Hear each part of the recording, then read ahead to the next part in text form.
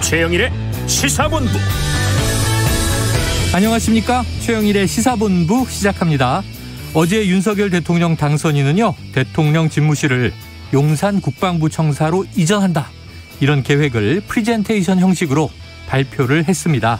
자, 새 정부가 출범하기 전 이 집무실 문제가 전국에 블랙홀이 되고 있는 양상인데요. 자, 비용 추산도 여야 격차가 아주 큽니다. 인수위가 이 민생 의제들을 잘 추진하고 챙기시기를 당부드립니다. 자, 무엇보다 이 문 대통령과 윤 당선인의 긴밀한 협력이 필요한 대목이 점점 많아지고 있는데요. 주초에 곧 회동이 성사될지도 주목됩니다. 자, 민주당은 이번 주에 신임 원내대표를 선출하죠. 화제가 된 것은 이른바 교황 선출 방식인 콘클라베 방식으로 뽑는다, 이런 점인데요. 누가 선출되고 비대위와 원내사령탑이 어떻게 이원화되는지가 다가오는 지방선거에서 중요한 영향을 또 미치게 될 것 같네요. 오늘은 춘분입니다. 낮이 길어지고 아침이 일찍부터 밝아오겠죠. 이 반짝 찾아온 꽃샘추위 잘 이겨내시고요. 따뜻한 날이 오길 기다리면서 최영일의 시사본부 출발합니다.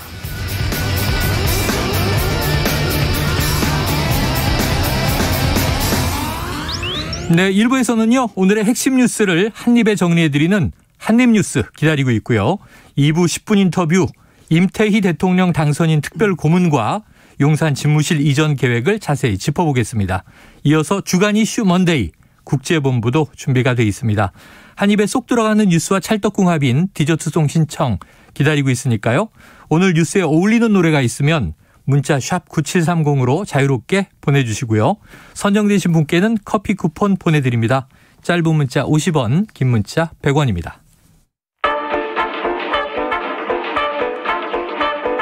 최영일의 시사본부 한입뉴스. 네, 오늘의 핵심 뉴스 한입에 정리해봅니다. 한입뉴스 박정호 오마이뉴스 기자, 헬마우스 임경빈 작가 나오셨습니다. 어서 오세요. 안녕하십니까. 주말들 잘 보내셨죠? 네. 그냥 주말엔 푹 쉬어야 됩니다. 그런데 뉴스가 쏟아져요, 주말에도. 자, 첫 번째 이슈가 바로 어제 오전 11시에 윤석열 당선인이 직접 발표를 한 건데요. 용산 집무실 시대를 선언했죠. 박 기자님, 어떤 얘기 나왔습니까? 네, 뭐 예상이 됐던 그런 부분이긴 하지만 광화문이 아니라 용산을 선택해서 새로운 집무실을 만들겠다라고 공식적으로 얘기를 했고요. 그러니까 그런 거 있죠. 왜 광화문이 아닌지, 그럼 왜 용산인지 이런 의구심이 있었는데 윤 당선인이 직접 설명을 했습니다. 그러니까 광화문 같은 경우는 최소한의 경호 조치에 수반되는 또 광화문 인근 시민들의 불편이 매우 심각하다. 그리고 청와대 내 일부 시설의 사용 역시 불가피해서 청와대를 시민들에게 완전히 돌려드리는 게 어렵다고 판단했다. 설명했고요. 반면 용산 같은 경우는 용산 국방부와 합창구역, 이거는 뭐 국가안보주의시설이 구비돼 있어서 청와대를 시민들께 완벽하게 돌려드릴 수 있다. 또 경호 조치에 수반되는 시민들의 불편도 거의 없다라고 강조를 했습니다. 그리고 어제 보셨으면 아시겠지만은 윤석열 당선인이 직접 PT를 했어요. 프레젠테이션. 조감도가 등장했고요. 조감도가 나와서 지휘봉을 들고 설명하는 모습이 있었고요. 그래서 국방부 신청사 앞에 이 잔디밭으로 꾸며져가지고 거기서 시민들과 소통을 하고 국민들과 대화를 나누겠다라고 얘기하면서 제왕적 권력의 상징인 청와대에서 벗어나겠다.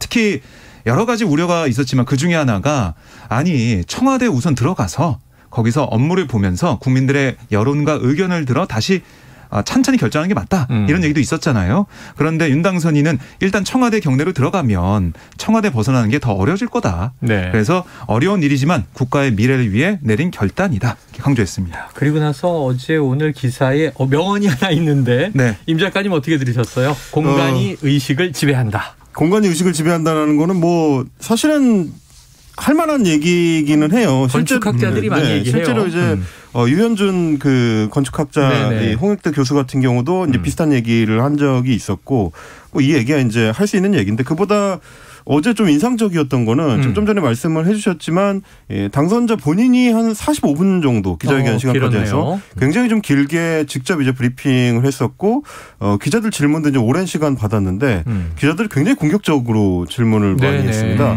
뭐 그래서 이제 무속 얘기도 직접 이제 질문을 한 기자도 있었고, 제왕적 대통령을 벗어나겠다면서 제왕적인 결정을 하느냐, 이제 이런 식의 이제 비판적인 질문을 하는 경우도 있었는데, 뭐 다른 걸 떠나서 떠나서 이제 어쨌든 대통령 당선자가 앞으로는 취임한 이후에도 이렇게 좀 개방적으로 본인이 직접 나서서 중요한 정책에 대해서 이제 설명하겠다는 어떤 의지를 좀 모양을 보여준 거다라고 이제 평가를 할 수 있을 텐데. 그건 좋은 점이고. 네. 그건 좋은데 이제 말씀드렸던 대로 일각에서 이 제기되는 그런 어떤 그 걱정들이 단순히 이제 태클을 걸기 위한 걱정이 아니라 굉장히 좀 현실적이고 문제적인 부분들을 많이 이제 거론을 하고 있기 때문에 네. 과연 뭐 이 부분에 대한 어떤 검토가 충분히 이루어진 것이냐 이거는 조금 고민해 볼 지점은 있을 것 같아요. 이게 왜냐하면 광화문 시대를 열겠다라는 공약을 이제 후보 시절에 발표했던 게 1월 27일인데 네. 그러고 나서 결국 용산시대로 결정한 거는 이제 당선이 된 이후거든요. 네네. 그럼 한 열흘 정도 남짓 만에 이 청와대를 나와서 집무실을 옮기는 거를 결정했다는 셈이 되기 때문에 이렇게 이제 중요한 문제를 너무 급하게 결정하는 거 아니냐. 네네. 이런 비판은 좀 피하기가 어려워 보이긴 합니다. 예를 들면 뭐 이제 제왕적 대통령제의 상징을 바꾸기 위해서 집무 공간을 바꾸겠다. 이것도 저는 의미는 있다고 봐요. 다만 문제는 이 5월 10일 취임식 때 새로운 집무실에서 인사를 드리고 김은혜 대변인은 봄꽃이 지기 전에 청와대를 돌려드리겠다 이렇게 했는데 네. 이 시간이 너무 촉박한 거 아닌가. 그렇죠. 그게 좀 걱정인 거죠. 네. 그러니까 이제 비교를 굳이 해보자면 문재인 대통령 같은 경우도 이제 광화문으로 청사 이전하는 거를 이제 공약으로 내세웠는데 네. 검토 기간이 이제 취임하고 한 1년 6개월 정도. 그리고 이제 결국은 이제 안보상의 문제나 뭐 시민 불편의 문제를 종합했을 때 안 되는 걸로 결론이 났었는데 일단 검토 기간이 굉장히 좀 길었다는 거를 비교를 해드릴 수가 있겠고 그때도 사실 이제 청와대 주변길 북악산 관련한 이 주변길들을 개방하는 것도 몇 달에 걸친 검토 이후에 이제 이루어졌습니다. 그런데 지금 한 달 반 정도 남은 기간 동안에 청와대 개방과 청와대 대통령 집무실 이전과 국방부 이전과 합참 이전 이걸 다 할 수 있다. 이 부분은 조금 여전히 걱정이 좀 남긴 합니다. 그래서 이게 이제 제일 큰 이슈로 지금 떠올라 있으니까 하나하나 좀 합리적으로 저희가 짚어보도록 하겠습니다. 먼저 이제 국방부 청사로 들어가게 되니까 자 그럼 국방부가 합동참모본부로 이전한다. 어제 이렇게 발표가 됐어요. 네. 그럼 이게 가능한가? 이 또 연쇄 이동하게 되는 거 아닌가? 안보 공백은 발생하지 않는가? 이런 이제 우려의 목소리들이 있는데 자, 박 기자님 이건 뭐 우리가 안보 전문가는 아니니까 네. 전문가들이 내는 얘기들이 있겠죠? 그렇습니다. 어제 윤 당선인의 발언 잠깐 보면 네. 군부대가 이사한다고 국방 공백이 생긴다는 건 납득하기 어렵다. 가장 빠른 시일 내에 가장 효율적으로 이전을 완료해서 안보에 지장이 없도록 하겠다. 이렇게 설명을 했어요. 네. 하지만 군 관계자들 얘기를 좀 들어보면 이게 다음 달에 특히 이제 한미 연합훈련이 예정돼 있는데 4월. 네. 네. 그래서 지금 시간이 얼마 없잖아요. 준비 기간이. 그래서 지금은 이 훈련을 준비하기 위해서 여러 가지 연습도 하고 여러 가지 것들을 만들어야 된다는 거예요. 그러니까 우리 국가대표들이 경기를 앞두고 그 경기 딱 하루가 끝나는 게 아니잖아요. 그전 여러 가지 걸 준비하지 않습니까? 그런 차원에서 그 중요한 시기인데 이 시기를 이사를 한다고. 신경 쓰고 이삿짐 싸고 이삿짐 가져가서 풀고 이렇게 하는 게 한 달에 올림픽인데 지금 선수촌을 이동한다. 뭐 이런 느낌이네요. 그렇게 지적을 하고 있고요. 지금 20일 동안 24시간 이삿짐을 날라야 이삿짐 옮기는 게 가능하다. 국방부 신청사 이삿짐 관련해서 그런 얘기도 나오고 있지 않습니까? 이런 부분들. 그리고 이게 짐만 옮겨서 끝나는 게 아니라 네. 군 전산망이나 이런 것들 다 옮겨야 되는데 그러니까 우리가 인터넷 이전 신청해서 그냥 옮기고 끝나는 게 아니라고 합니다. 전산망이 거미줄처럼 연결되어 있기 때문에 이런 것들을 다 어떻게 연결할 것이냐 이런 거 다 따져봤을 때 두 달이라는 시간, 두 달도 안 남았지만 지금 보면 너무나 부족하다. 촉박하다. 그래서 이런 것들이 만에 하나 안보 공백으로 드러난다면 이거 어떻게 할 거냐. 그래서 하나하나 더 조심하자는 거다. 이렇게 얘기를 하고 있습니다. 물리적인 공간은 괜찮아요. 국방부 청사에 4천여 명이 네. 이제 인력이 근무한다고 하는데 합동참모본부에 다 들어갈 수 있어요? 다 못 들어간다고 해요. 네. 얘기 들어보니까 특히 이제 김병주 민주당 의원 같은 경우는 사실 합참 참모로 있으면서 그 건물에 있었는데 공간이 없다고 합니다. 그래서 이거는 뭐 윤석열 당선인 어제 설명과 좀 다른 부분이긴 한데 네. 공간이 없고 그리고 이제 국방부에 있는 사람들이 다 이제 쪼개져서 떠나야 되는 이런 상황들 이런 것 때문에 군의 사기도 많이 저하가 돼 있고 그리고 이제 합참도 어쨌든 이 수방사로 이동하는 남태령으로 이동하는 상황이 됐는데 남태령에 수방사가 있죠. 그걸 이동하려면 거기에 사무실 옮겨서 끝나는 게 아니라 여러 가지 수반되는 안보 관련된 전략 관련된 그런 여러 가지 것들을 같이 가야 되는데 그런 것들을 빠른 시간 안에 만들 수가 있겠느냐. 네. 물론 3년, 5년 있다가 완전히 이전한다고 하지만 여러 가지 걸림돌이 있다. 그래서 이거는 급하게 결정할 게 아니라 네. 우선 국민들의 여론과 또 안보 전문가들 또 국방부의 의견을 하나하나 들어서 계획을 세워서 하는 게 맞지 지금 뭐 군사작전을 하는 거는 안 된다 이런 지적을 하고 있습니다. 임 작가님. 네. 그래서 역대 합참 의장 그렇죠. 꽤 여러 명이 성명을 냈다고 하는데 뭐 구체적으로는 어떤 우려들입니까? 이제 윤석열 당선자도 계속해서 이제 강조하는 게 새 정부의 기조가 이제 전문가들의 어떤 정책적인 의견을 존중하겠다라는 거였는데 네. 딱 그 국방 전문가들이라고 할 수 있는 역대 합참 의장 11명 거기에는 이제 국방부 장관을 지낸 분들도 이제 포함되어 네, 있습니다. 네. 뭐 이제 한민구 전 국방장관을 비롯해서 예. 이 어떤 정부를 막론하고 노무현 정부든 김대중 정부든 막론하고 뭐 한민구 전 국방장관이라든지 이제 정승조 전 합참의장이라든지 네. 이런 분들까지 포괄해서 11명이 연명을 해가지고 입장문을 냈는데 이 입장문에서 이제 가장 우려하는 것 중에 하나는 일단 청와대 집무실을 비롯해서 국방부 합참이 어쨌든 당분간은 같은 공간을 공유해야 된다는 점을 들고 있습니다. 물론 이제 건물은 다른 건물을 쓰지만 네. 굉장히 가까이 붙어 있는 건물들 안에 이 세 개 기관이 다 모여 있게 되면 네. 이 안보에 있어서는 핵심을 담당하는 이 세 기관장들이 혹시나 이 동시에 뭐 문제가 생기게 되면 심각한 안보 공백, 심각한 문제가 생길 수 있기 때문에 그 부분에 대해서 이제 지휘부를 적 입장에서 북한이든 어디 다른 적이든 하는 것이 기본 전략. 동시 타격할 수 있는 이제 가능성이 열리는 거기 때문에 이거는 굉장히 좀 조심해야 될 지점이다 이제라고 짚고 있고요. 그리고 이제 오세훈 서울시장 같은 경우도 용산과 관련해 가지고 지금 추진하고 있는 재건축 재개발 이제 사업들이 또 많기 때문에 혹시 이제 대통령 집무실에 옮겨오게 되면 이런 어떤 사업들에 영향을 주지 않을까. 그래서 이제 관련 규제가 또 추가될 거에 대해서 이제 우려를 포명하면서 일단 어제까지는 이제 반대 입장을 전달한 걸로 알려졌는데 당선인 측에서 뭐 직접 만나가지고 설명도 하고 그래서 추가 규제는 없다. 뭐 이렇게 한 상태라서 뭐 그건 이제 서울시에서도 일단 납득을 했다고는 합니다. 어쨌거나 지금 말씀드린 것처럼 전반적으로 지금 전문가들은 여러 가지 측면에서 좀 우려가 많이 되는 상황이라서 가장 걱정이 되는 건 역시 너무 지나친 속도전 이 부분에 대한 걱정인 것 같습니다. 그래서 이제 민주당은 이게 졸속이고 횡포다. 그리고 또 이제 5월 9일까지 집무실 이전을 완료하고 10일부터 취임식부터 집무실을 이용하려면 지금 아까 말씀하신 대로 지금부터 당장 시작돼야 된다는 거죠. 네, 그렇습니다. 그런데 이제 당장 문재인 정부 내에서는 한미 합동군사훈련이라든가 또 4월 15일 북한 태양절 도발에 대한 또 대비라든가 이런 걸 이제 신경 써야 한다. 자, 민주당은 졸속 횡포다. 국민의힘에서는 새로운 시대를 여는 아주 중요한 이전이다. 문제는 요게 문제인 것 같아요. 하나는 아까 시간이 좀 촉박한 거 아닌가? 좀 따져봐야 되는 거 아닌가 있고 두 번째는 예산이 비용 문제죠. 논란이 너무 큰데 자 어제 이 윤석열 당선인 딱 이제 예산 밝혔습니다. 기재부가 뽑은 것이다라고 하면서 496억 원. 그런데 이제 조금 전 오늘 김은혜 당선인 대변인이 어제 발표에 안 들어간 걸 추가로 얘기를 했네요. 네. 합참을 이전하는 경우 신청사 비용은 한 1,200억 원 정도 든다. 그럼 이거 합치면은 당장 이제 한 1,700억 정도가 되는 셈인데 벌써. 그렇죠. 지금 민주당 김병주 의원은 뭐 1조 원 1조 이상. 1,000억. 1조 1,000억. 예. 근데 국방부는 또 이제 5천억 원 정도를 보고했다면서요. 어떤 게 맞아요?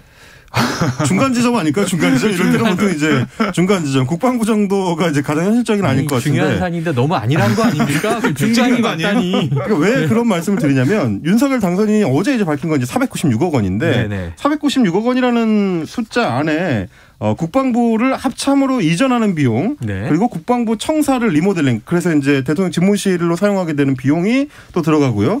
그다음에 경호처를 청와대에서 국방부 쪽으로 옮겨오는 비용 그다음에 당분간 이 대통령으로 취임하게 되면 사용하게 될 한남동의 대통령 관저를 리모델링하는 비용 이 정도가 들어있는 게 네네. 496억 원입니다.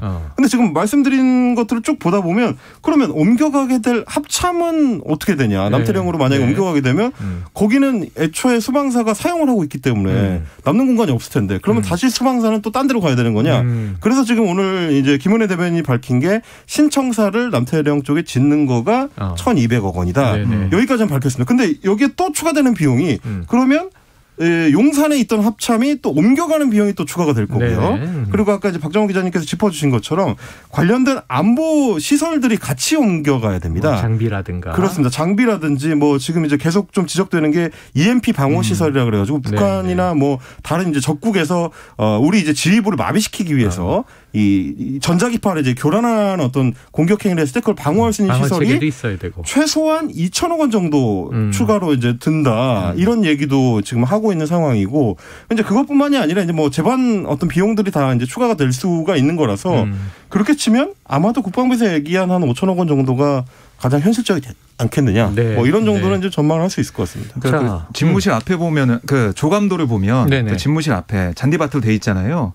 그렇죠. 근데 지금 보면 원형 광장이 쭉 있더라고요. 네, 마치 그냥 이 잔디만 심으면 되는 것처럼 보이는데 지금 거기 도로가 이렇게 지나가는데 도로도 있고요. 그렇죠. 그다음에 그 국방부 청사 안에 또 건물도 있는 거예요. 다 부대도 있기 때문에 그걸 다 옮겨야 돼요. 그런 비용까지 다 들어가야 된다. 이게 뭐 국방부를 비롯한 뭐 김병조 의원도 그렇고 이런 얘기까지 좀 다 하고 있는 겁니다. 공원 조성은 그 안에 시간도 좀 걸린다는 맞습니다. 것이고. 그리고 그 안에 지금 미군 시설도 들어가 있기 때문에 건너편에 미군 헬기장이 있죠. 그렇습니다. 관련된 미군 시설을 이제 조정하거나 이런 거에 대해서 우리가 예산을 또 대줘야 될 거라 그 부분들도 이제 고려가 돼야 될 것 같습니다. 자, 이제 예산과 비용에 대한 좀 명확한 정리 필요할 것 같습니다. 예를 들면 제 생각엔 뭐 1조 원 이상이 된다 하더라도 국방 시스템이 더 강화되는 쪽으로 계획을 잘 잡아서 가는 거라면 오히려 더 첨단화할 수 있는 좋은 기회인데 급하게 하면 항상 문제가 생기니까 또 비용이 이중삼중으로 들어갈 수도 있고 저는 다 좋은데 시간만 좀 잘 관리해서 계획 대비로 추진됐으면 좋겠다 하는 생각을 이제 전해보고요. 자, 지금 현재 12시 37분이 막 됐습니다. 점심시간 교통 상황을 먼저 알아보고 올게요. 교통정보센터의 정현정 리포터 나와주세요. 네, 오늘은 낮과 밤의 길이가 같은 춘분입니다. 하지만 일교차가 15도 안팎으로 크게 벌어지겠습니다. 큰 기온 변화에 면역력 잃기 쉬운 환절기니까요. 건강관리 잘 해주셔야겠습니다. 점심시간이 되면서 도로 위에 돌발 구간이 많아졌습니다. 경부고속도로 서울 쪽으로 서초에서 반포까지 밀리고요. 반대 부산 쪽으로는 수원에서 기흥 사이 5차로에서는 장애물이 떨어져 있습니다. 미리 차로 변경이 필요하겠고요. 서해안고속도로 서울 쪽으로 일직분기점에서 금천까지 천천히 갑니다. 반대 목포 쪽으로는 서해대교 부근 3차로에는 고장난 화물차가 서 있고요. 서평택 나들목에서 송악나들목까지 7km 구간 정체입니다. 영동고속도로 강릉 방향으로 용인 부근에서는 화물차 고장난 차 서 있고요. 이천 부근에서는 여주 휴게소까지 3, 4차로가 작업으로 막혀 있습니다. 여파로 이천 나들목에서부터 4km 구간 정체고요. 중부고속도로 남이 쪽으로 일죽 부근에서는 대형 화물차가 고장나 있습니다. 대소에서 진천까지 작업 중이니까요. 유의하시기 바랍니다. KBS 교통정보센터에서 정현정이었습니다.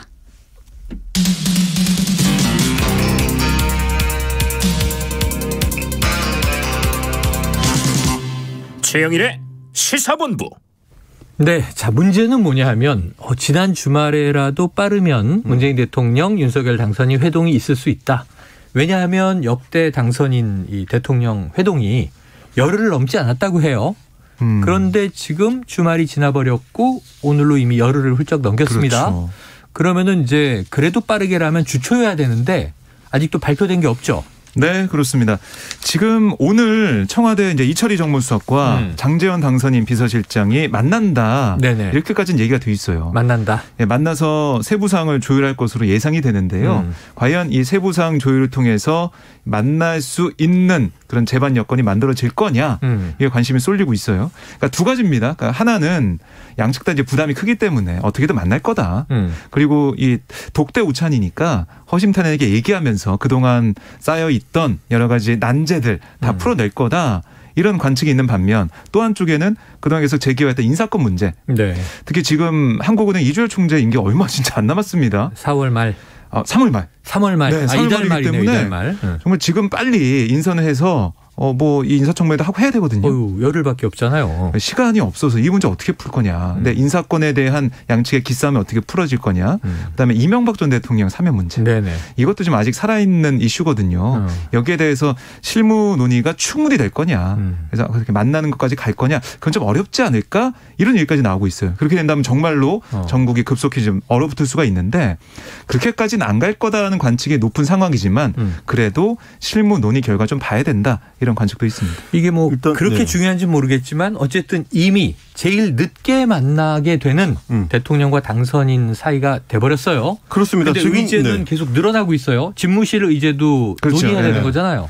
그러니까 사실 저희가 초반에 이 자리를 통해서도 몇 번 이제 준엄하게 충고를 드렸지만 일단은 만난 다음에 나중에 이제 실무적인 부분들을 추가로 만나면서 이제 풀어도 된다라고 했는데 처음에 안 만나는 바람에 그 점점 이제 숙제만 좀 쌓이는 양상이 되고 있습니다. 지금 일정상으로 보면은 사실은 문 대통령이든 윤석열 당선인이든 내일 오찬 회동부터는 가능한 상황이긴 합니다. 화요일 오찬부터 전격적으로 하게 된다면. 근데 지금 이제 박정우 기자님께서 정리해 주신 대로 워낙 지금 현안들이 점점 늘어나고 있는 양상이고 한국은행 총재가 말씀하셨지만 실제로는 지금 감사위원은 공백 상태입니다. 이미 2명의 감사위원이 지금 임기가 마친 상태라서 인선을 해야 되는데 진행이 안 되고 있고요. 그리고 한국은행 총재 같은 경우는 역대로 한국은행 총재의 공백기가 있었던 적이 한 번도 없는데 이게 지금 열흘 안에 인사청문회까지 거쳐서 임명이 돼야 되는 거라서 시간 자체가 굉장히 촉박한 상황이라 자칫하면 사상 최초로 한국은행 총재가 이제 공석인 상태로 지금 지명이 돼야 되는 상황이네요. 그렇습니다. 금융통화위원회를 한국은행 총재 없이 개최해야 될 수도 있는. 금리가 계속 또 오를 판인데. 그렇죠. 이제 굉장히 위험한 상황이고 그런 부분까지 고려하면 일단은 좀 일찍 만나서 그 뒤에 이제 추가적인 부분들을 또 추가로 만나는 걸 이제 고려해보는 게 좋지 않겠나 싶습니다. 내일 오찬부터 가능하면 만약 내일 오찬이면 오늘 발표가 나야 돼요. 지난주에 발표 나고 오찬 전 4시간 전에 무산되는 바람에 그러니까요. 청와대 주방에서는 오이 썰다가 딱 멈춰야 되는 상황이 됐다고요. 왜냐하면 차기기 때문에 식사를 준비해야 된다고요. 호박일 수도 있지. 자, 임 작가님. 근데 이제 다만 이제 지난 주말 기점으로 해가지고 청와대 기류가 약간 바뀐 것 같긴 합니다. 그러니까 이제 무산됐을 때만 하더라도 인수위하고 청와대 사이에 실무자들 간에 서로 이제 티격태격하는 이런 기싸움들이 있었는데 문재인 대통령이 직접 나서서 만나는 데 있어서 어떤 조율이 필요하다고 생각하지 않는다. 조율이 필요하지 않다. 이렇게 얘기를 했었고 그러고 났더니 오늘 아침에 박수현 청와대 국민소통수석이 이제 인터뷰를 했는데 굉장히 좀 우호적인 방식으로 좀 이렇게 논조가 바뀌었습니다. 그러면서 이 예비비를 이제 용산으로 이전하는 거 관련해 가지고 500억 원 정도의 예비비를 이제 뭐 처리를 해달라 이렇게 청와대 쪽에 인수위에서 요청을 했는데 그 부분에 대해서도 요청이 되면 정해진 과정에 맞춰서 긴밀하게 협의를 해가면 될 거다라고 이제 받은 걸로 봐서는 약간 좀 기류가 만나서 잘 좀 정리를 해보자는 쪽으로 바뀌고 있는 거 아니냐 싶습니다. 김 작가님의 촉을 요청드려 봅니다. 무슨 요일에 만납니까? 어차피 찍는 거니까요. 저는 그러면 화요일에 좀 급하다 싶으니까 수요일에 찍겠습니다. 수요일. 아침, 점심, 저녁. 점심, 오찬. 오찬을 고집하네요. 박 기자님은요? 저는 내일 화요일에. 내일 점심. 그렇습니다. 좋아요. 금방 드러나겠네. 중에 뭐 하나니까. 왜 오찬이냐면 저희가 얘기할 거리가 좀 있어야 되니까. 이 시간에 만나주셔야. 또 그리고 이제 당선인이 계속 이제 오찬을 공개 식사로 굉장히 많이 또 메뉴가 나왔죠. 그래서 혼밥 안 한다라고 또 언론에서 많이 또 주목을 했었죠. 그래요. 알겠습니다. 자, 빨리 만났으면 좋겠습니다. 허심탄회하게 모든 의제를 이야기하고 협조가 필요한 일들이고 모두 다. 그렇죠. 또 국민 통합 관점에서 사실 지난주 대선 끝나자마자 국민 통합이 가장 중요하다. 문재인 대통령이나 혹은 윤석열 당선인이나 혹은 또 패배한 뭐 이재명 후보나 다 통합에 방점을 찍었어요. 그럼 이제 그렇게 가야 되겠죠. 자, 지금까지는 여당, 이제 한 달여 여당, 민주당 상황 알아보죠. 자, 새 원내대표 언제 선출되는 거예요?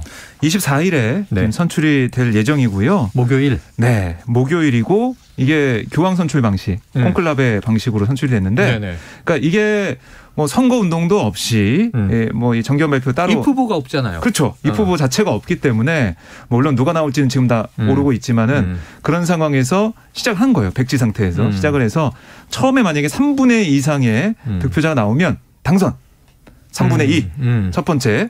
두 번째 없다면 2차 투표하겠죠. 2차 투표에서 과반 이상 득표하면 당선. 근데 그때도 없다. 그럼 3차에서는 1, 2위가 올라가서 결선 투표. 그렇습니다. 그런 식으로 진행이 돼서 지금까지 한 번도 안 받았던 방식이기 때문에 원래는 우리가 이제 반장 선거하듯이 와서 나의 포부를 밝히고 아니면은 그 이후에 토론 같은 걸 통해서 중간에 뭐 이 의원들을 대상으로 여러 가지 질의응답도 합니다. 근데 그런 거 없이 투표로 바로 들어가기 때문에 좀 신선한 그런 느낌도 있고 이게 뭐 개파 간의 싸움이나 아니면은 이 미리 선거운동하는 이런 걸 하지 말고 우리가 정말 겸허하게 선거를 해보자라는 뜻으로 이렇게 교황 선출 방식을 도입을 했는데 이게 그 뜻대로 그 의미대로 구현이 될지는 결과까지 봐야겠습니다. 임 작가님, 이 방식 콘클라베 방식의 장단점이 뭐예요? 뭐 이제 민주당 비대위에서 기대하는 거는 너무 좀 경쟁이 격화되지 않도록 하겠다라는 것 같습니다. 뭐 이제 선거 운동을 하는 과정에서 서로 이제 신경전을 벌이거나 나오면 캠프도 꾸려지고 의원들이 막 줄을 쓰죠. 그렇죠. 개파도 나눠지고. 그렇죠. 그리고 이제 이 대선 패배 직후에 이루어지는 원내대표 선거다 보니까 서로 어떻게 보면 이제 책임론 공방이 벌어질 수도 있고 그렇게 되면 이제 당 바깥으로까지 그 목소리가 넘치면서 민주당 정신 못 차렸다. 이제 이런 얘기까지 나올까봐 그거를 최대한 이제 잘 봉합해 보고자 콘클라베 방식을 취한 것 같긴 한데 지금 박정 기자님 정리해 주신 것처럼 사전에 이제 선거 운동을 따로 안 하고 정견 발표를 안 하겠다라고 했지만 페이스북을 통해서 다 발표를 했습니다. 일단 SNS로 그렇습니다. 그런 방법이 있었군요. 박홍근 의원 같은 경우도 민주당을 제대로 살리는데 모든 것을 바치겠다. 박홍근 의원. 네, 이제 반장 선거라고 말씀해 주셨는데 사실상 이제 정견 발표죠. 이원욱 의원 같은 경우도 페이스북에다가 하나로 통합된 통합과 단결만이 강한 민주당 만들 수 있다. 사실상 정견 발표를 한 상태라서 이런 식으로 이제 출마 의사를 밝히는 방식으로 해서 후보군이 좁혀지고 있는데 지금 나온 걸로는 이제 4선의 안규백 의원 그리고 3선에 이제 김경엽, 박광원, 이원욱 의원 뭐 이런 정도가 이제 사실상 출마를 하는 방식이 될 것이다라고 이제 전망이 되고 있고요. 그럼 결국 또 이제 개파로 나눠집니다. 아니 언론은 이미 개파를 분류해 놨더라고요. 분류해 놨습니다. 아무개, 개파, 아무개. 개파, 아무개. 그래서 이제 정세균계로 이제 안규백, 이원욱 의원이 이제 분류가 되고, 이제 이낙연계로 이제 박광원 의원. 친문계, 범친문계죠. 이제 분류가 되고요. 박홍근 의원 같은 경우 원래 이제 예전에 박원순계로 분류가 됐는데, 이번에는 이재명 전 후보하고 굉장히 좀 가깝다. 이렇게 이제 분류가 되기 때문에 사실상 어떻게 보면 결선 투표까지 가게 된다면 이낙연 대 이재명의 이제 대리전 양상. 또 대선 경선처럼. 그렇죠. 이렇게 되지 않겠느냐라는 게 이제 기자들의 이제 전망인 것 같습니다. 그래요. 어떻게 보세요? 이게 개파 간의 싸움이 되겠죠, 아무래도. 그런데 제가 볼 때는 개파도 중요하지만 그 후보들이 지금 내세우고 있는 그런 주안점이라고 할까 이런 게 중요해 보이는데요. 사실 박홍근 의원이 페이스북에 올린 그 사실상 그 출마 선언문을 보면 언론개혁, 검찰개혁, 정치개혁 이걸 강조하고 있어요. 이 부분이 있고 반면에 이제 박광원 의원 같은 경우는 물론 개혁도 중요하지만 그 전에 지금 부동산 공급 문제나 세제 개편 문제, 코로나 손실보상 좀 민생에 더 집중하는 그런 느낌이 좀 들거든요. 그러니까 지금 당장 당면한 그런 숙제들을 민생 문제를 풀어야 된다 이런 부분이 있기 때문에 개혁이냐 민생이냐 아마 이걸로 크게 두 가지로 좀 나눠서 172명의 의원들이 판단해서 투표하지 않을까.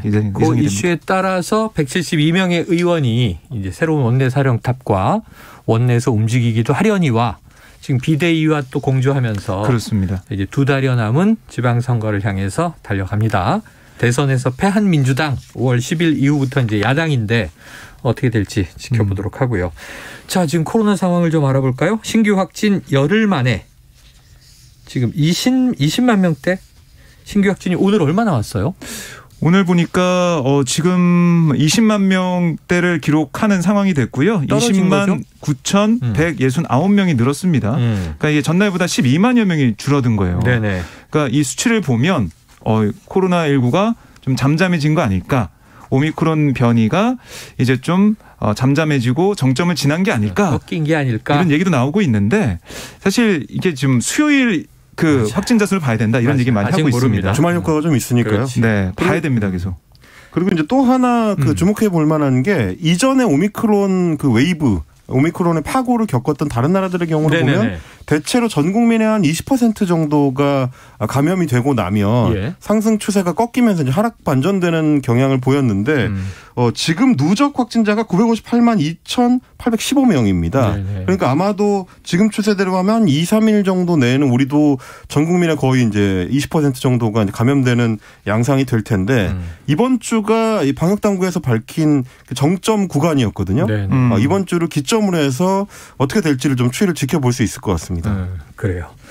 자, 지금 이제 꺾였으면 참 좋겠는데 우리가 이 신중함을 잃어서는 안 되는 타이밍인 것 같아요. 좀 과신하거나 지금 왜냐하면은 이게 또 전문가들은 사회적 거리두기. 네. 오늘부터 이제 밤 11시까지 영업은 똑같지만 그렇습니다. 6명 사적 모임 인원 제한이 8명으로 늘었잖아요. 네. 그런데 이제 이게 좀 완화 시그널이 또 확산을 부추길 수도 있다 하니까 손 씻기, 마스크 쓰기, 거리 두기. 이건 계속 우리가 지켜나가야 될 것 같습니다. 지금 보면 위중증 환자 같은 경우는 계속해서 지금 늘어나는 추세라고 당국이 좀 보고 있는 거고요. 아직까지는. 그다음에 병상 같은 경우도 전국적으로 보면 한 76% 정도까지 차 있는 거고 그다음에 서울 같은 수도권 같은 경우도 70% 정도까지 차 있기 때문에 여기에 대한 좀 주의도 큰 상황입니다. 예. 그리고 우리가 너무 그동안 이 대선 끝나고 이제 인수위 어떻게 인선되나 그리고 또 이제 갑자기 이제 용산 집무실 이전 이게 화두가 되면서 시끌시끌해가지고 못 돌아보고 있는데 이게 안타까운 게 우크라이나 상황이잖아요. 네. 지금 보니까 유엔 인권위에서는 최소 900명 넘게 사망했다. 민간인입니다. 예. 민간인 군인들 빼고 그런데다가 지금 마리우폴은 함락되고 계속 이제 이 러시아군은 진군하는 것 같은데. 네. 지금 이 사태는 어떻게 해야 멈출 수 있을까요? 그러니까 지금 마리우폴이 제일 중요한 지역이다라고는 얘기를 많이 해왔어요. 그러니까 키이우 지역, 수도 지역에서 러시아군이 뭐 패퇴하고 있다 이런 얘기를 했지만 사실 러시아가 주목하고 가장 신경 쓴 지역은 이 마리우폴 이 지역이거든요. 왜냐하면 크림반도와 이 돈바스 지역을 연결할 수 있는 전략 요충지이기 때문에 여기에도 힘을 쏟은 그런 부분이 있어요. 네네. 그래서 어떻게 보면 러시아 쪽에서는 얻을 건 얻었다. 라고 볼 수가 있거든요. 젤렌스키 대통령도 이제는 러시아와 대화할 때가 됐다라고 얘기를 하고 있는 상황이기 때문에 또 나토 가입을 추진하지 않겠다는 얘기도 했었어요. 그래서 결국 마리우폴이 이렇게 큰 사상 피해를 내면서 러시아군에 함락이 되는 상황 너무나 안타까운 상황이지만 어떻게 보면 우크라이나 러시아 간의 협상 가능성도 커졌다 이렇게 볼 수가 있겠습니다. 끔찍한 얘기들이 시신이 방치되고 있다. 이런 얘기들도 나오고 있고. 임 작가님 보면 젤렌스키 대통령은 그런 얘기를 했어요. 이번 협상이 실패하면 유럽은 3차 대전으로 간다. 어떻게 좀 막아야 되겠습니까? 지금 이제 젤렌스키 대통령 같은 경우는 각 국가 의회의 화상 연설을 통해서 계속해서 이제 뭐 지원을 지금 요청을 하고 있는 상태인데 반팔 티셔츠만 입고 막 나오더라고요. 그렇습니다. 이제 그런 것도 그렇고 지금 말씀해 주신 것처럼 마리우폴이 굉장히 좀 러시아 입장에서 중요한 게 이런 전략적 요충지이기도 하고 동시에 러시아의 침공 명분이기도 했었던 신나치주의에 대한 전쟁이다라는 명분을 내세웠을 때 마리우폴이 소위 말하는 이제 아조프 연대라고 해가지고 신나치주의 를 초기에 표방했었던 그 부대가 이제 장악하고 있었던 지역이기도 합니다.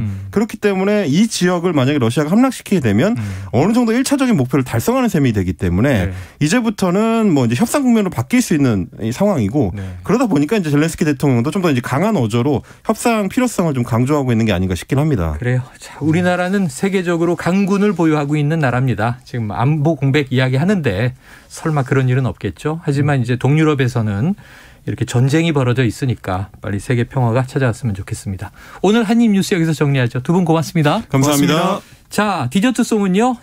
청취자 2583님. 며칠 사이에 나라에 큰일이 결정됐네요. 조금 우려가 되기도 하지만 이미 결정된 일이라면 한 걸음씩 천천히 이전이 이루어져서 부작용 최소화하면 좋겠습니다. 더준의 한 걸음 더 신청합니다. 야, 소녀시대 티파니의 한 걸음이라는 노래도 있긴 한데요. 자, 2583님께 커피 쿠폰 보내드리면서 1부 마무리하고요. 저는 2부로 돌아옵니다.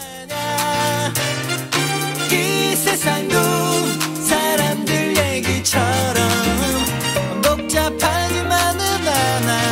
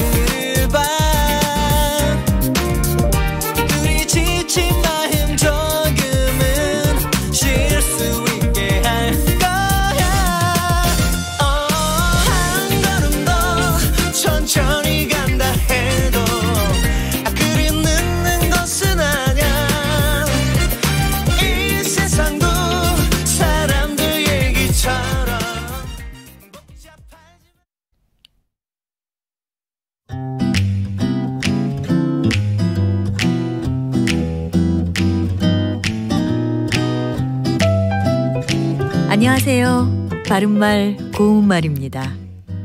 우리말 속담에 한 입으로 두 말하기가 있습니다. 한 가지 일에 대해서 말을 이렇게 했다가 저렇게 했다가 한다는 뜻인데요. 그는 한 입으로 두 말하지 않는 사람이니까 약속을 꼭 지킬 것이다. 이렇게 표현하면 되겠죠. 자, 그렇다면 이 속담에 나오는 한 입은 붙여서 쓰는 것이 맞을까요? 아니면 띄어서 쓰는 것이 맞을까요? 이 경우에는 한이 관형사로 쓰여서 입이 하나임을 뜻하는 것이기 때문에 한과 입을 띄어서 씁니다. 그런데 두 음절을 모두 붙여서 쓰는 한입이라는 명사도 있습니다. 입에 밥이 한 입이다 라고 말하면 입에 음식물 따위가 가득한 상태를 뜻하고요. 냉수 한 잔을 한 입에 쭉 들이마셨다 라고 하면 주로 한입 A의 형태로 쓰여서 한 번 입을 벌린 상태를 뜻합니다. 그리고 똑같은 말을 하는 여러 사람의 입이라는 뜻도 있는데 다들 한 입으로 약속했던 일이니 꼭 지킵시다 이렇게 말할 수 있습니다.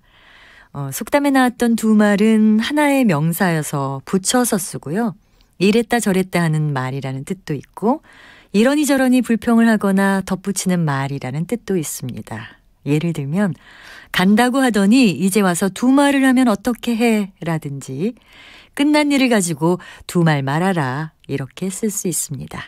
바른말 고운말 아나운서 변희영이었습니다.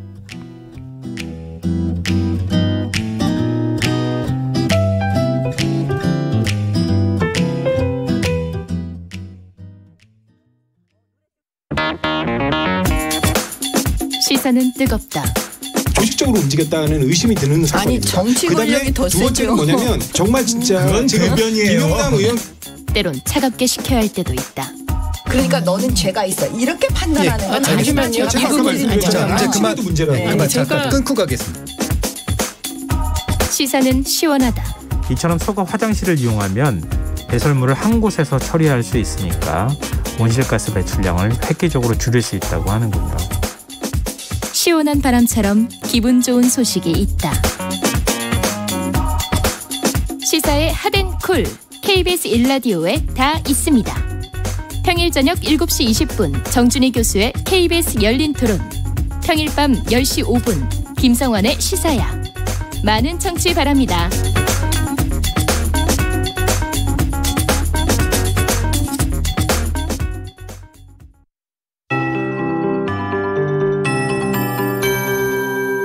KBS 58분 날씨. 봄 날씨의 특징은 하루에도 여러 번 바뀌는 변화무쌍함을 들 수 있는데요. 오늘 아침까지는 꽃샘추위가 있었습니다. 내일도 아침에만 조금 추울 걸로 보여집니다. 아울러 내륙을 중심으로 일교차가 15도 안팎으로 크게 나니까 건강관리에 유의하셔야겠습니다.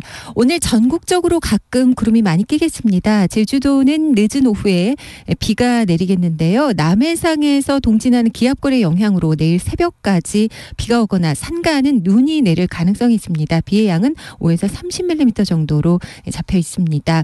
낮 기온은 어제보다 조금 높아서 8도에서 15도 분포 예상하고 있는데요. 서울은 11도, 강릉 10도, 대전 12도, 전주 13도를 보이겠습니다.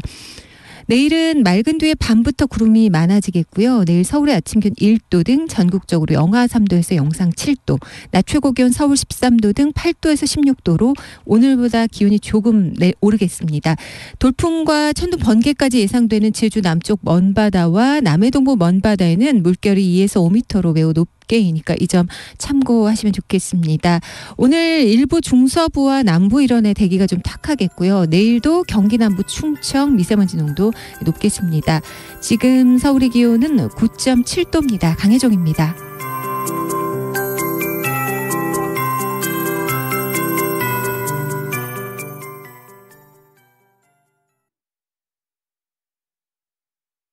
정성을 다하는 국민의 방송 KBS가 한시를 알려드립니다. AM 711kHz, FM 97.3MHz, KBS 1라디오입니다. HLKA.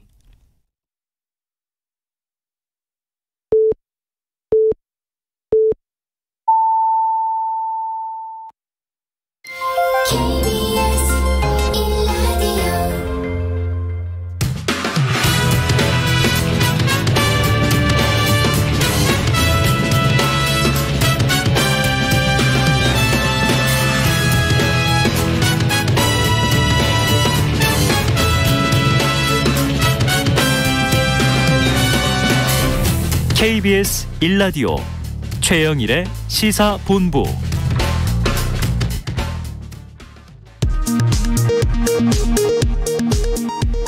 이 시각 라디오 정보센터 뉴스입니다. 오늘 세계 인종차별 철폐의 날을 맞아 국가인권위원회가 포괄적 차별금지 법률을 빨리 만들어야 한다고 밝혔습니다. 지난해 말 특별 사면 후 삼성 서울병원에서 입원 치료를 받아온 박근혜 전 대통령이 이르면 오는 24일 퇴원할 것으로 보입니다. 소방청은 농업 부산물, 쓰레기 소각, 논밭두렁 태우기 등 야외 소각 행위가 산림이나 주택 화재로 이어지는 경우가 많다며 주의를 당부했습니다. 미국과 한국의 주식시장이 미국의 금리 인상 사이클 시작 이후 양호한 수익률을 보여온 것으로 나타났습니다.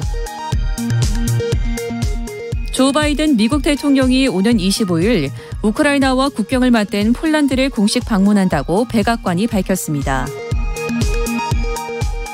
러시아의 우크라이나 침공 이후 제기되는 핵사고와 핵전쟁 우려에 유럽연합이 대비 태세를 강화하고 있다고 블룸버그 통신이 영국 파이낸셜 타임스를 인용해 보도했습니다. 지금까지 라디오 정보센터 뉴스 정원나였습니다.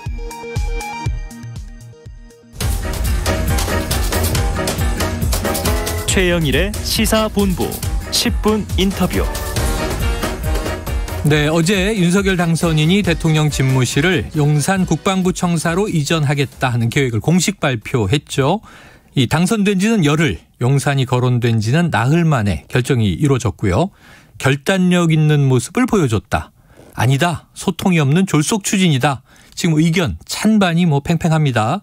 청와대는 물론 이번 국민의힘 선거 캠프에서 주요 직책을 맡아 누구보다 현 상황을 정확하게 알고 계실 분 모셔서 이야기를 나눠볼 텐데요.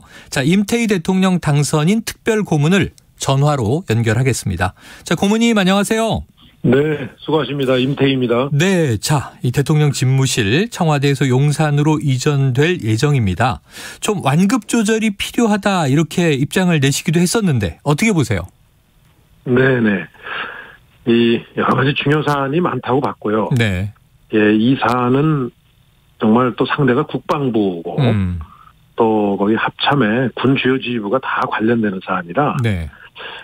조금 그 차질이 정말 있어서는 안 되겠다 하는 생각으로 이제 그런 의견을 냈는데 네네. 어제 설명이나 오늘 아침에 그 윤한홍 사실은 경험이 많은 윤한홍 의원이 네. 설명하는 걸 보면 상당히 꼼꼼하게 검토한 것 같아요. 예, 그래서 이제 좀 어차피 결정을 한 거니까 지켜보되 정말 그 진행을 하는 과정에서 국방부나 합참의 업무가 정말 차질 없이 그 이전된 장소에서도 수행되고 있는가 하는 점은 좀 꼭 점검해서 이렇게 추진이 됐었으면 하는 말씀을 드리고 싶습니다. 예, 그 점검의 전제하에 차질 없이 추진됐으면 좋겠다. 네. 자, 대통령 실장으로 청와대 또 오래 근무하셨잖아요. 예. 내용을 잘 알고 계시고 그리고 예. 지금 특별 고문이시니까 당선인과 예. 좀 의견은 나눠보셨습니까? 이 부분에 대해서는 제가 그 정말 직접 담당하는 사람들하고는 그 의견을 나눴는데 네네. 예, 당선인과 직접 소통은 없었습니다. 네, 자 제대로 일하기 위한 각오 그리고 국민 소통 이전의 취지가 어제 이제 당선인이 직접 그렇게 피력을 했습니다. 네네. 그런데 이제 국민들의 의견은 굉장히 좀 다양해요. 그리고 주변 반응 어떻게 좀 느끼고 계신지 궁금합니다. 글쎄요, 제 주위에서는 약간 그 좀 이렇게 우려하는 의견이 많은 것처럼 느껴졌습니다. 네네. 예, 그런데 또 당선인의 의지가 워낙 강하고 또 이제 상징적인 어떤 의미에서 그 대통령이 청와대에서 나온다. 네.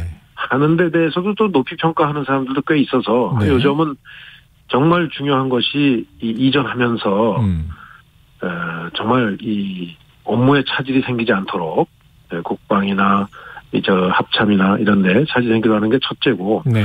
또 이게 논란이 커지면서 혹시 이 챙겨야 될 아주 시급한 민생 현안들이 묻혀서 뒤로 밀리거나 하는 일이 있어서는 절대 안 되겠다 하는 느낌이 들었습니다. 네. 만약 그런 게 현상이 나타나면 이거는 굉장히 국민적 그 비판에 직면할 가능성도 있는 저는 그런 이슈라고 생각했습니다. 그래요. 지금도 지금 임 고문님 말씀 듣고 있는 저희 청취자 실시간 듣고 있는 청취자 중에 뭐 유튜브로만 지금 한 수천 명 들어와 있어요.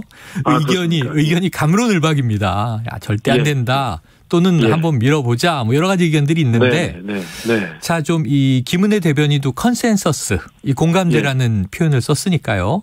그래서 이제 봄꽃이 지기 전에 돌려드린다 이런 얘기를 했는데 좀 이 공감대 형성하고 반대하는 국민들을 설득하기 위해선 어떤 노력이 필요하겠습니까? 그렇습니다. 이 점에 대해서는 뭐 보도도 됐습니다만은 전직 합참의장 여러분이 그 우려의 목소리를 냈고 저도 이제 실무를 이렇게 담당을 해보고 한 입장에서 저게 그렇게 단기간 내에 그렇게 간단히 될까 하는 생각을 늘 했기 때문에 이제 그런 의견을 냈던 거예요. 근데 뭐 어쨌든 그 행정 경험이 많은 그 윤한홍 의원이 이건 충분히 다 점검을 하고 관련 부서들하고도 의논을 했다. 그러니까 안 해본 사람이 자꾸 이런저런 의견 내는 게 옳지 않은 것 같아서 뭐 거기까지만 얘기하고 있습니다. 일단은 이제 추진을 지금 강하게 하고 있는 윤 의원의 전문성에 기대 보고요. 자, 이 아까 봄꽃이 지기 전 이야기를 드렸는데 사실 어제 이제 당선인의 공식 발표로 청와대 개방은 5월 10일부터 되는 걸로 지금 날짜가 못이 바뀌었습니다. 근데 이제 청와대에 계셔 보셨으니까 내부의 보안 시설도 적지 않을 테고 지금 5월 9일까지는 또 문재인 대통령이 임기를 이어가지 않습니까? 그렇죠. 이거 가능할까요? 청와대 50 공개. 저는 공개가 어느 정도까지 그 의미를 하는지 모르겠는데 청와대에 사실은 일반인들을 관람을 할 수 있게 늘 개방을 하거든요. 지금도. 이제 물론 이제 안내가 있고 이 접근이 안 되는 장소가 있죠. 그러면 5월 10일에는 모든 장소에 다 접근을 한다는 건지 좀 그런 점에 대해서 조금 꼼꼼히 한번 따져봐야 될 겁니다. 제 생각에는 지금은 누가 안내하거나 예를 들면 하루에 인원을 제한한다거나 하는 거를 일정 부분을 예를 들면 제한된 공간을 제외하고는 전면적으로 그냥 자유롭게 개방한다. 뭐 하는 건 가능하리라고 봅니다. 차질 없이 옮겨지는 게 제대로 추진이 된다면 말이죠. 그 전제로서. 이전이 잘 된다는 전제하에 개방 자체는 큰 문제는 없을 것이다. 자, 이제 논란이 되는 부분을 하나씩 좀 여쭤보겠습니다. 지금 집무실 이전 사안은 사실은 당선 직후까지는 광화문 시대였잖아요. 그랬죠. 그럼 이제 광화문 쪽 어디를 좀 이제 집무실로 알아보시나 했는데 이게 용산으로 바뀐 지가 불과 나흘 만에 결정됐다 이런 말씀을 드렸는데 사실은 이 기자회견에서 윤 당선인은 집무실 이전 사안은 당선 직후부터 보고받았다. 또 김재원 최고위원은 용산으로 애초에 우리는 알고 있었는데 혼란이 있을까 봐 이제 광화문 시대라는 표현을 썼던 것이다. 또 이런 표현도 썼어요. 이게 좀 졸속이라는 비판을 이제 피하고자 하는 이야기인지 정말 그렇게 돼 있었던 거지. 당내 공감대는 어땠을까요? 저도 처음에 그 광화문 시대를 바로 열겠다 하는 뭐 취지는 이해가 되지만 저게 금방 되겠는가. 그리고 광화문은 지금 현 문재인 대통령께서도 검토했고 그렇기 때문에 저는 뭐 그때까지도 그 청와대의 그 여러 가지 건물 배치가 지금 조금 비효율적으로 돼 있어서 제가 있을 때도 그거를 다시 좀 그 설계를 해서 다시 짓는 게 좋겠다 하는 그 의견을 가지고 있었거든요.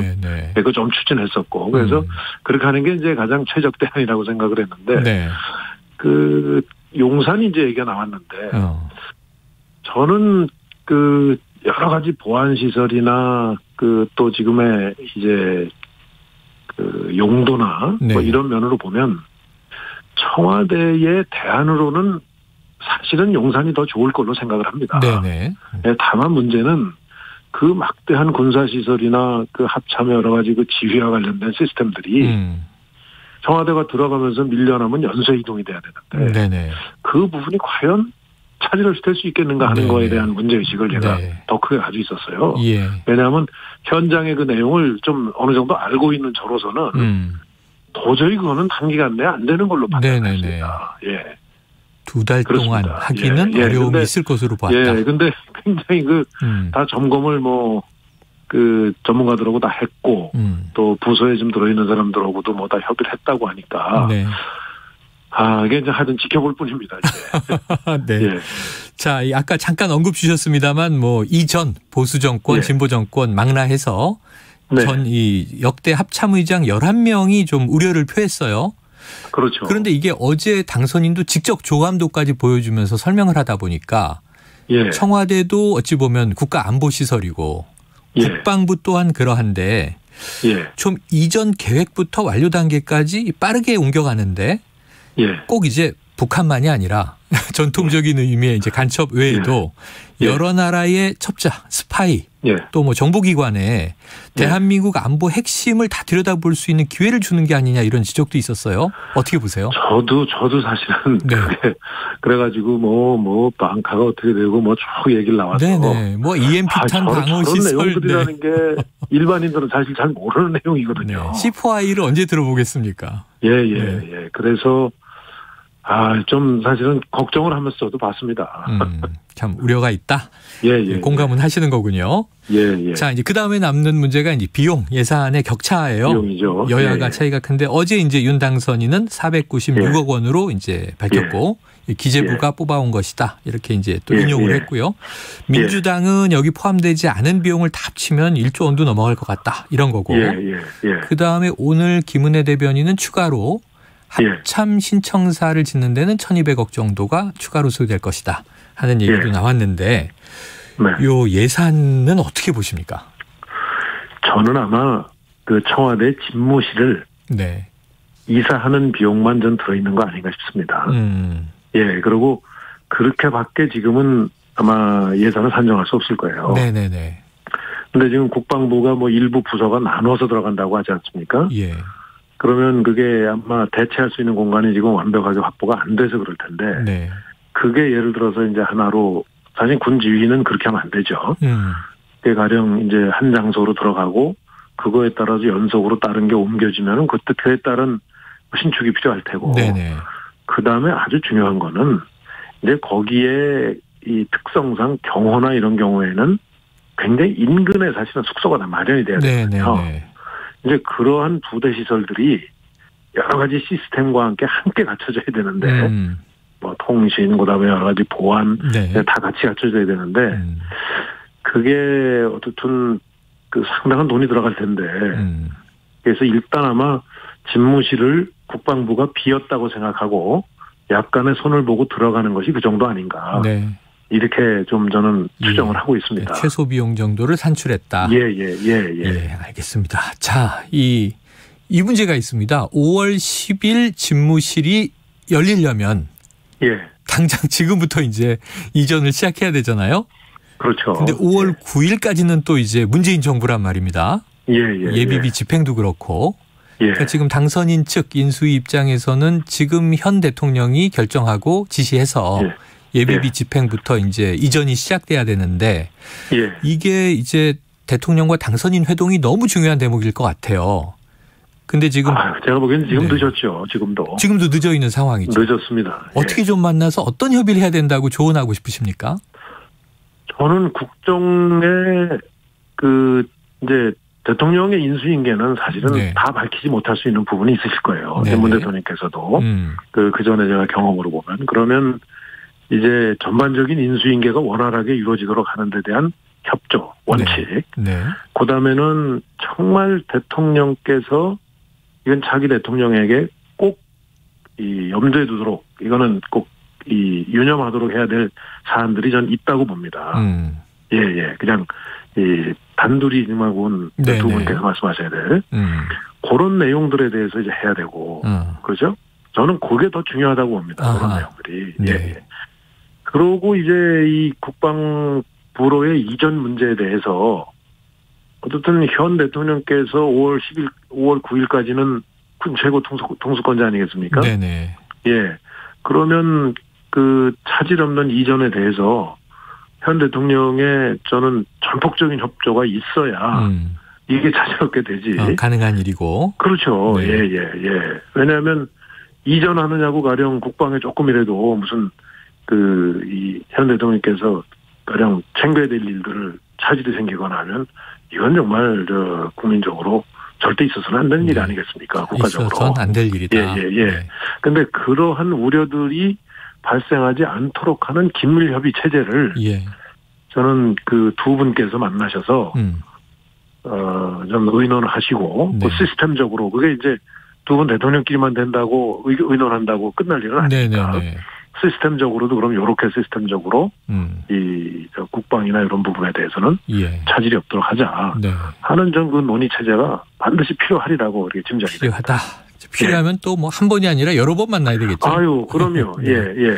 그런데 지난주에 회동이 이제 갑자기 4시간 전에 무산이 되면서 그 이제 신구 권력 충돌이다 이런 표현까지 언론에 등장했고요. 또 이제 혹시 이게 이명박 전 대통령 사면이나 인사권 문제가 좀 갈등의 발단이 된 게 아닌가 하는 추측들도 나왔어요.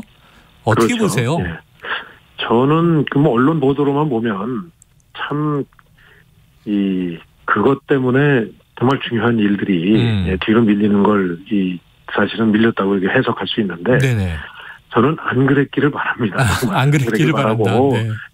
근데 그런 사안들이 국정을 인수인계하는 과정에서 그런 개별적인 사안들이 걸림돌이 된다는 거는 이건 정말 안 되는 일이죠. 옳지 않죠. 알겠습니다. 그래서 실무적으로 의논하시는 분들께서도 우선 그 두 분의 회동은 그런 사안 말고 얼마나 중요한 게 지금 많은데 민생 문제 그런 차원에서 먼저 만나시게 하고 그런 문제들이 있으면 알겠습니다. 당사자들 선에서 가령 얘기하실 수 있는 건 하고 그렇지 않은 건 위임을 좀 그래도 두 분께서 하도록 이렇게 좀 건의를 드려서 받아서 하든지 이렇게 하게 되는 거지. 알겠습니다. 저는 그런 문제들이 걸림돌이 돼서 정말 회동이 이루어지지 않는 거는 정말 납득하기 어렵습니다. 빨리 했으면 좋겠습니다. 고민 끝으로 하나 여쭤볼게요. 5월 12일 대통령 취임하고 나면 바로 3주 후에 6일 지방선거잖아요. 출마하시죠? 저 준비하고 있습니다. 준비하고 계시군요. 네. 야, 자, 마음을 굳히신 상황인지 궁금했는데 출마를 결심하셨습니다. 네네. 자, 지금 예정하고 있는 그럼 지역이나 뭐 위치가 계신 건가요? 지금 제가 이제 대학 총장을 했지 않습니까? 그렇죠. 그리고 이제 경기도가 제가 이제 사는 곳이다 보니까 경기도 교육계에서 교육감 출마 요청을 많이 하고 또 저도 이제 정말 미래는 교육이자 하고 하겠구나 하는 생각을 하기 때문에 그런 그 생각을 하고 있습니다. 그러면 이제 지방선거 즈음에서 한번 플레이어로 또 연결드려 볼게요. 알겠습니다. 네네. 오늘 말씀 고맙습니다. 네. 감사합니다. 지금까지 임태희 대통령 당선인 특별고문이었습니다. 최영일의 시사본부는 여러분과 함께합니다. 짧은 문자 50원, 긴 문자 100원이 드는 샵 9730. 라디오 어플 콩과 유튜브는 무료로 참여하실 수 있습니다.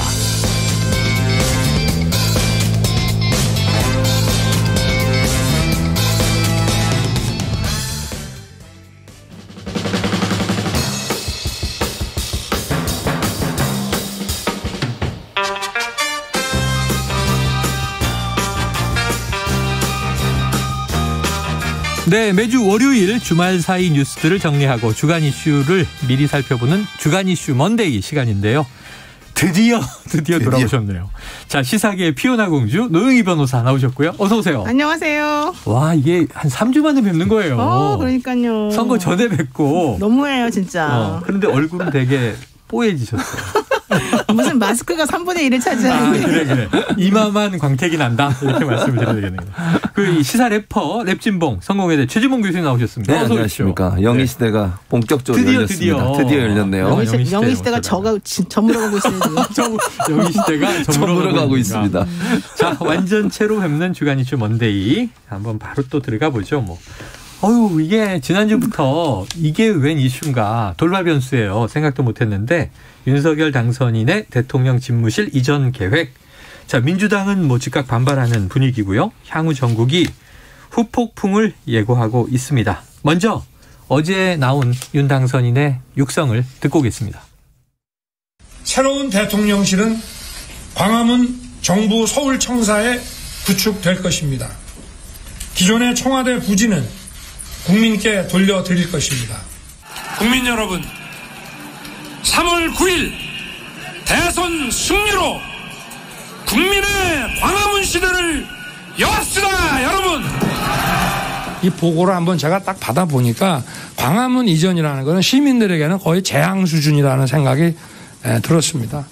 사실은 광화문에 포인트가 있는 게 아니고 청와대를 나오고 청와대를 국민께 돌려드리겠다고 결단하지 않으면 제왕적 대통령제에서 벗어나기 어렵습니다. 일단 이 공관이 의식을 지배한다고 저는 생각합니다. 무속은 뭐 민주당이 더 관심이 많은 것 같은데. 자, 같은 이제 윤석열 당선인의 육성인데 이 맥락이 좀 달라요. 처음에는 1월 후보 시절, 그다음에 2월 후보 시절, 그리고 어제 당선인 발언 이렇게 쭉 이어졌습니다. 광화문 시대인데 광화문 이전은 재앙이다. 그러니까 다 중요한 것은 청와대에서 나온다는 의미다. 포인트가 조금 달라지긴 했어요. 어떤 점을 좀 어제 기자회견에서 주목하셨는지 짧은 총평을 최 교수님 먼저 들어보죠. 그러니까 이제 본인이 광화문 시대 열겠다고 했다가 그게 재앙이라고 얘기하면서 말을 바꾸시고 그리고 이제 새로 용산을 또 얘기하신 거잖아요. 그분이 사실은 그 전에 대선 기간 동안은 검토 다 끝났다고 그랬어요. 네. 광화문 가는데 문제 없다. 면밀히 검토해 봤는데 우려되는 것은 용산도 그렇게 결정하시는데 나중에 옮기고 나서 이게 검토할 때하고 다른데 이런 얘기를 하지 않을까 좀 우려되는 부분이 있어서 좀 안타깝고 또 하나 꼭 말씀드리고 싶은 것은 지하 벙커의 위치를 손으로 짚으시면서까지 말씀을 하셔가지고 상당히 그거는 이제 만약에 적국에서 봤을 때 북한이나 이런 데서 봤을 때는 중요한 정보일 수 있지 않겠어요? 군사정보 이런 부분들이 이렇게 여과없이 방송을 통해서 나간 거 좀 우려스럽다 이런 말씀 드리고 싶습니다. 최 교수님 예리하게 해병대 장교 출신이시죠? 네. 예. 군 출신이십니다. 예, 맞습니다. 군 전문가죠. 네. 노영희 변호사님은 어떻게 보셨어요? 저도 왜 갑자기 광화문을 또 재앙이라고 그러는지 이해가 안 갔고요. 근데 그거는 최 교수님이 다 설명하셨으니까 말할 필요는 없는 것 같고 결단하지 않으면 제왕적 대통령제에서 벗어나기 어렵다. 전 이 말이 상당히 이상했습니다. 우선 제왕적 대통령제라고 지금 전제를 깔고 얘기하는 거잖아요. 현재가. 그렇다면 문 대통령이 제왕적 대통령제를 가지고 뭘 한 게 있어요. 구체적으로. 그러니까는 본인이 여기를 말고 다른 데로 간다고 그러지 않으면 제왕적 대통령제에서 못 벗어날 것이니까 자기는 무조건 가야 된다. 이런 뜻이거든요. 저는 근데 그렇게 하려면 뭐 근거나 이유가 설명이 돼야지 되는데 전혀 저는 모르겠어요. 그래서 이게 화자가 없고, 그러니까 상대방 청자가 없고 이분이 말하는 것에 대해서 질문하거나 대답하거나 이게 좀 반박할 수 있는 그런 구조가 아니다 보니까 그냥 본인이 그냥 얘기를 하면은 그게 다 마치 참 명제인 것처럼 얘기가 되는. 그래서 그런 것들을 보실 때 제왕적 대통령제라고 하는 것에 대해서 본인이 참 잘못 알고 계시구나 이런 생각을 좀 많이 했습니다. 그래요. 자. 보통 제왕적 대통령제를 정치권에서 얘기할 때는 권력구조 개편 관련해서 우리나라는 대통령 권한이 너무 강하다. 이걸 어떻게 분산할 거냐인데 이 공간으로 좀 연결된 건 특이한 케이스긴 해요. 자, 용산 집무실 이전이 오히려 제왕적 소통이 부른 일방통행이다. 이런 비판도 이제 나오고는 있습니다. 오세훈 서울시장이 윤 당선인을 만나서 용산 이전 신중론을 전달했다라는 보도가 나왔습니다. 그런데 이건 어떻게 보면 이제 같은 집권 세력 내에서 나온 얘기잖아요. 그렇죠. 조금 전에 임태희 특별고문도 조금 우려는 있다라는 느낌을 받아요. 우려를 또 표하기도 했고. 최 교수님, 왜 이렇게 강행한다 추정을 해보신다면? 그러니까 저는 이렇게 생각해요. 그러니까 본인은 확고한 신념이 있는 것 같아요. 그러니까 당선인은 신념이 있는데 신념이 뭐냐면 죽어도 청와대는 안 들어가겠다는 거죠. 그러니까 예를 들면 직무를 시작할 때 청와대에서 안 하겠다는 거예요. 결국 그걸 빨리 실현하기 위해서는 용산이든 어디든 빨리 아무튼 취임한 다음 날부터 직무가 가능하도록 만들어야 돼요. 그 스케줄을 일단 정해놓고 지금 추진을 하는 거잖아요. 그래서 저는 문제가 발생한다고 보거든요. 그러니까 비판 여론이나 이런 이제 우려가 나오는 것은 날짜를 딱 못 박아놓고 그 안에 모든 게 해결돼야 되는 거예요. 지금 상황은 여러 가지 어려운 데가 많은데 법적인 문제도 있고 또 국방부라고 하는 이제 군사 기밀 기관이잖아요. 이 기관이 옮기는데 여러 가지 문제점에 대해서 지적을 많이 하고 군사 전문가들도 이 부분에서 논란이 많음에도 불구하고 날짜를 딱 못 박아놓고 그 전에 모든 게 마무리돼야 된다고 얘기를 해버리니 그러면 이제 혼란이 올 수밖에 없는 거죠. 이게 예를 들면 이런 거예요. 여러 사안들을 고려해서 이게 적절한지 하는 부분에 대한 판단이 쓰고 또 판단이 있으면 전문가들이 또 그 기관에 관련된 사람들이 계획을 수립해서 이렇게 진행해야 됩니다라고 결론을 내린 게 아니라 그 데드라인을 정한 거예요. 정하고 그 데드라인에 맞춰 맞죠? 이런 거잖아요, 결국. 네네네. 지금 건설 현장 같으면 만약에 이렇게 돼버리면 어떻게 부실공사가 일어날 가능성이 있는 거예요. 예를 들면 공기도 제대로 맞춰야 되고 제대로 된 어떤 그 절차를 다 거쳐야 되는데 빨리 되고. 맞춰야 된다라고 데드라인을 정해놓으면 광주에 있는 그 아파트 붕괴 사고처럼 그런 문제가 발생할 수 있다는 거죠. 네네. 그래서 저는 이게 무리하다고 생각을 하는 거예요. 그리고 우려하는 많은 군사 전문가들이나 임태희 고문이나 이런 분들도 이렇게 너무 밀어붙이다 보면 우리가 보지 못하는 무슨 문제가 발생할 수도 있는 거다라는 부분에 우려를 표명하는 거죠. 그래요. 또 반론들도 있습니다. 윤 당선인이 어제 기자회견에서 자, 물리적 공간의 문제보다 더 중요한 것은 소통의 의지라는 점을 잘 알고 있다 이렇게 얘기했고요.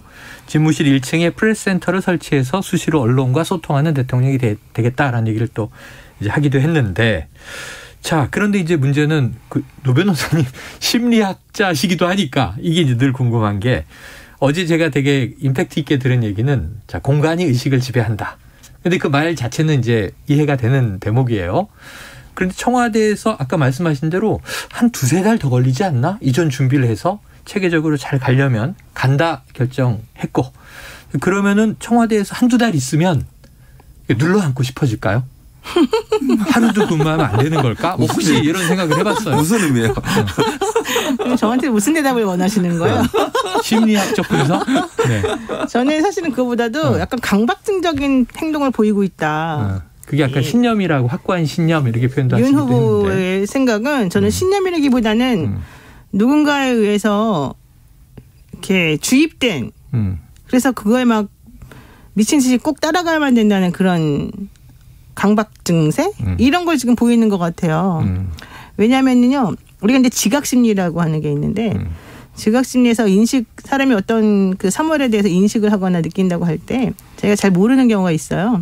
근데 그럴 때 그것이 A라고 하는 이름으로 불립니다라고 알려주면 아, 난 A야라고 확고부당하게 본인의 상황을 그때 스스로 이제 깨닫게 되는 경우가 있어요. 물론 그 반대도 있는 건데.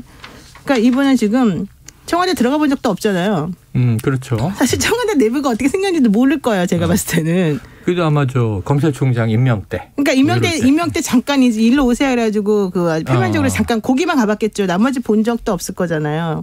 그런데 본인은 거기 들어가면은 구중궁궐에 갇히는 거다라고 하는 지금 신념을 몸속에 지금 체화시키고 있는 거예요. 그리고 본인은 거기 들어가면은 제왕적 대통령제를 유지하는 거기 때문에 절대 있으면 안 된다라고 하는 신념을 이제 형성을 하게 된 거잖아요. 근데 그 신념이라고 하는 게 본인 스스로가 그 전에부터 생각했던 그런 신념이 아니에요. 어느 날 갑자기 생겨난 신념이란 말이에요. 어느 날 갑자기. 그럼 그 어느 날 갑자기가 도대체 뭐겠느냐. 그리고 그 어느 날 갑자기라고 하는 거 사람들이 이제 자신의 그런 전혀 생각하지 못했던 남들에게 납득시키기 어려운 행동이나 신념을 본인이 너무 관철시키고자 할 때는 그 어떻게 하겠어요? 상대방들에게 막 입으로 설명이 가능하겠습니까? 논리적으로 안 되잖아요.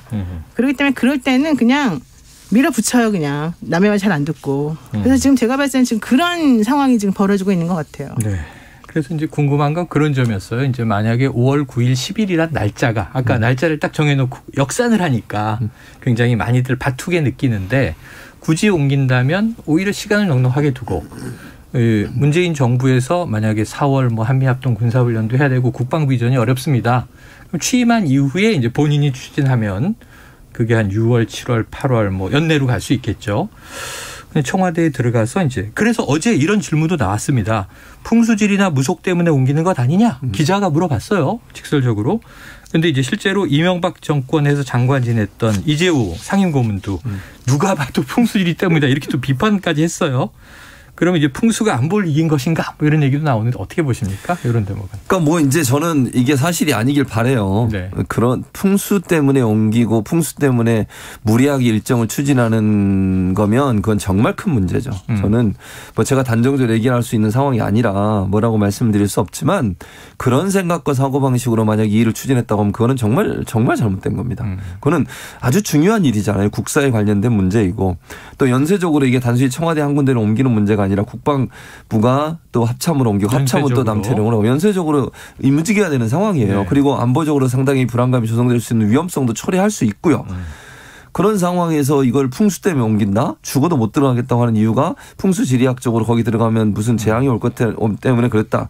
이건 비과학적인 거잖아요. 어쨌든 물론 풍수를 하시는 분들 입장에서는 뭐 이해가 되실 수도 있지만 이거는 그렇게 해서 결정할 문제는 저는 아니라고 봐요. 그러니까 국민적 여론도 그렇고 정말 여러 가지 올 수 있는 다양한 형태의 어떤 부작용들을 고려하고 그리고 나서 결정할 문제지 단순히 풍수 지리학적 문제 때문에 이렇게 결정했다고 하면 이재호 상임고문 말처럼 그건 정말 국민이 이해할 수 없을 겁니다. 그런 이유 때문이라고 하면 이거는 결정이 정말 잘못됐다 저는 그렇게 봅니다. 근데 이분은 그 남의 말을 잘 안 듣는 그런 특성이 있으신 것 같은데 인수위에서도 그랬다는 거예요. 인수위에서 의원들이 상당수의 의원들이 너무 여러 가지로 문제가 많으니까 한 2달 정도 좀 준비를 하고 있다가 천천히 들어갑시다. 이렇게 의견을 냈대요. 근데 그 얘기 전혀 안 받아들여지잖아요. 그냥 뭐 하나 딱 꽂히면 거기에 이제 무조건 해야 된다는 그걸 이제 추진력이라고 생각하시는 것 같은데 어쨌든 그런 행동 패턴이 나타나서 중요한 건 이분의 행동 패턴이나 사고가 이렇게 형성되지는 과정을 좀 더 면밀히 그러니까 확인해 보아야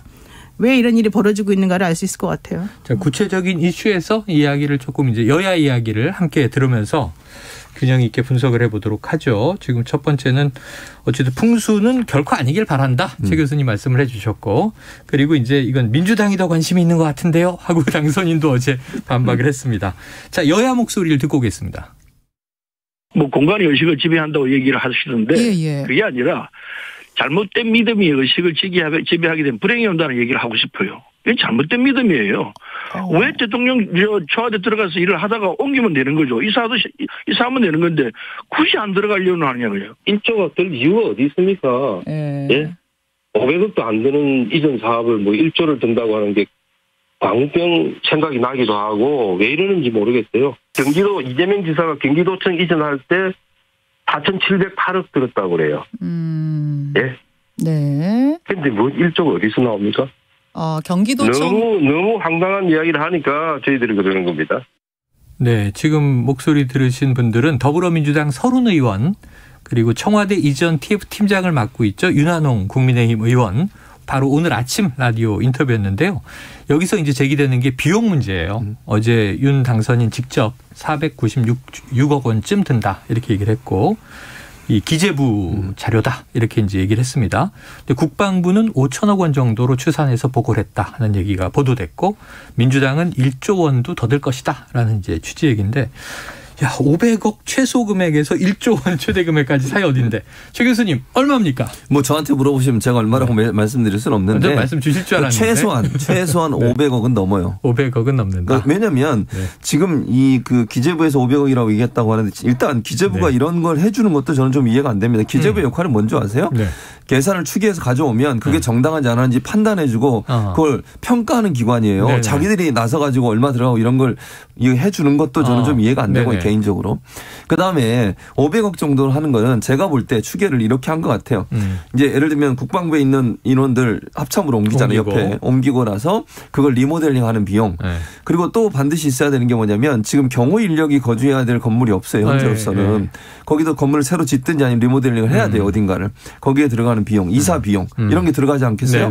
그 정도면 500억이 맞다고 봐요. 근데 만약에 예를 들면 지금 합참이 남태령으로 내려가야 되잖아요. 그 이전 비용하고 그다음에 온갖 전산 장비들 하고 통신 장비들 이런 부분들은 아주 민감한 최첨단의 어떤 과학적 결정체들이에요.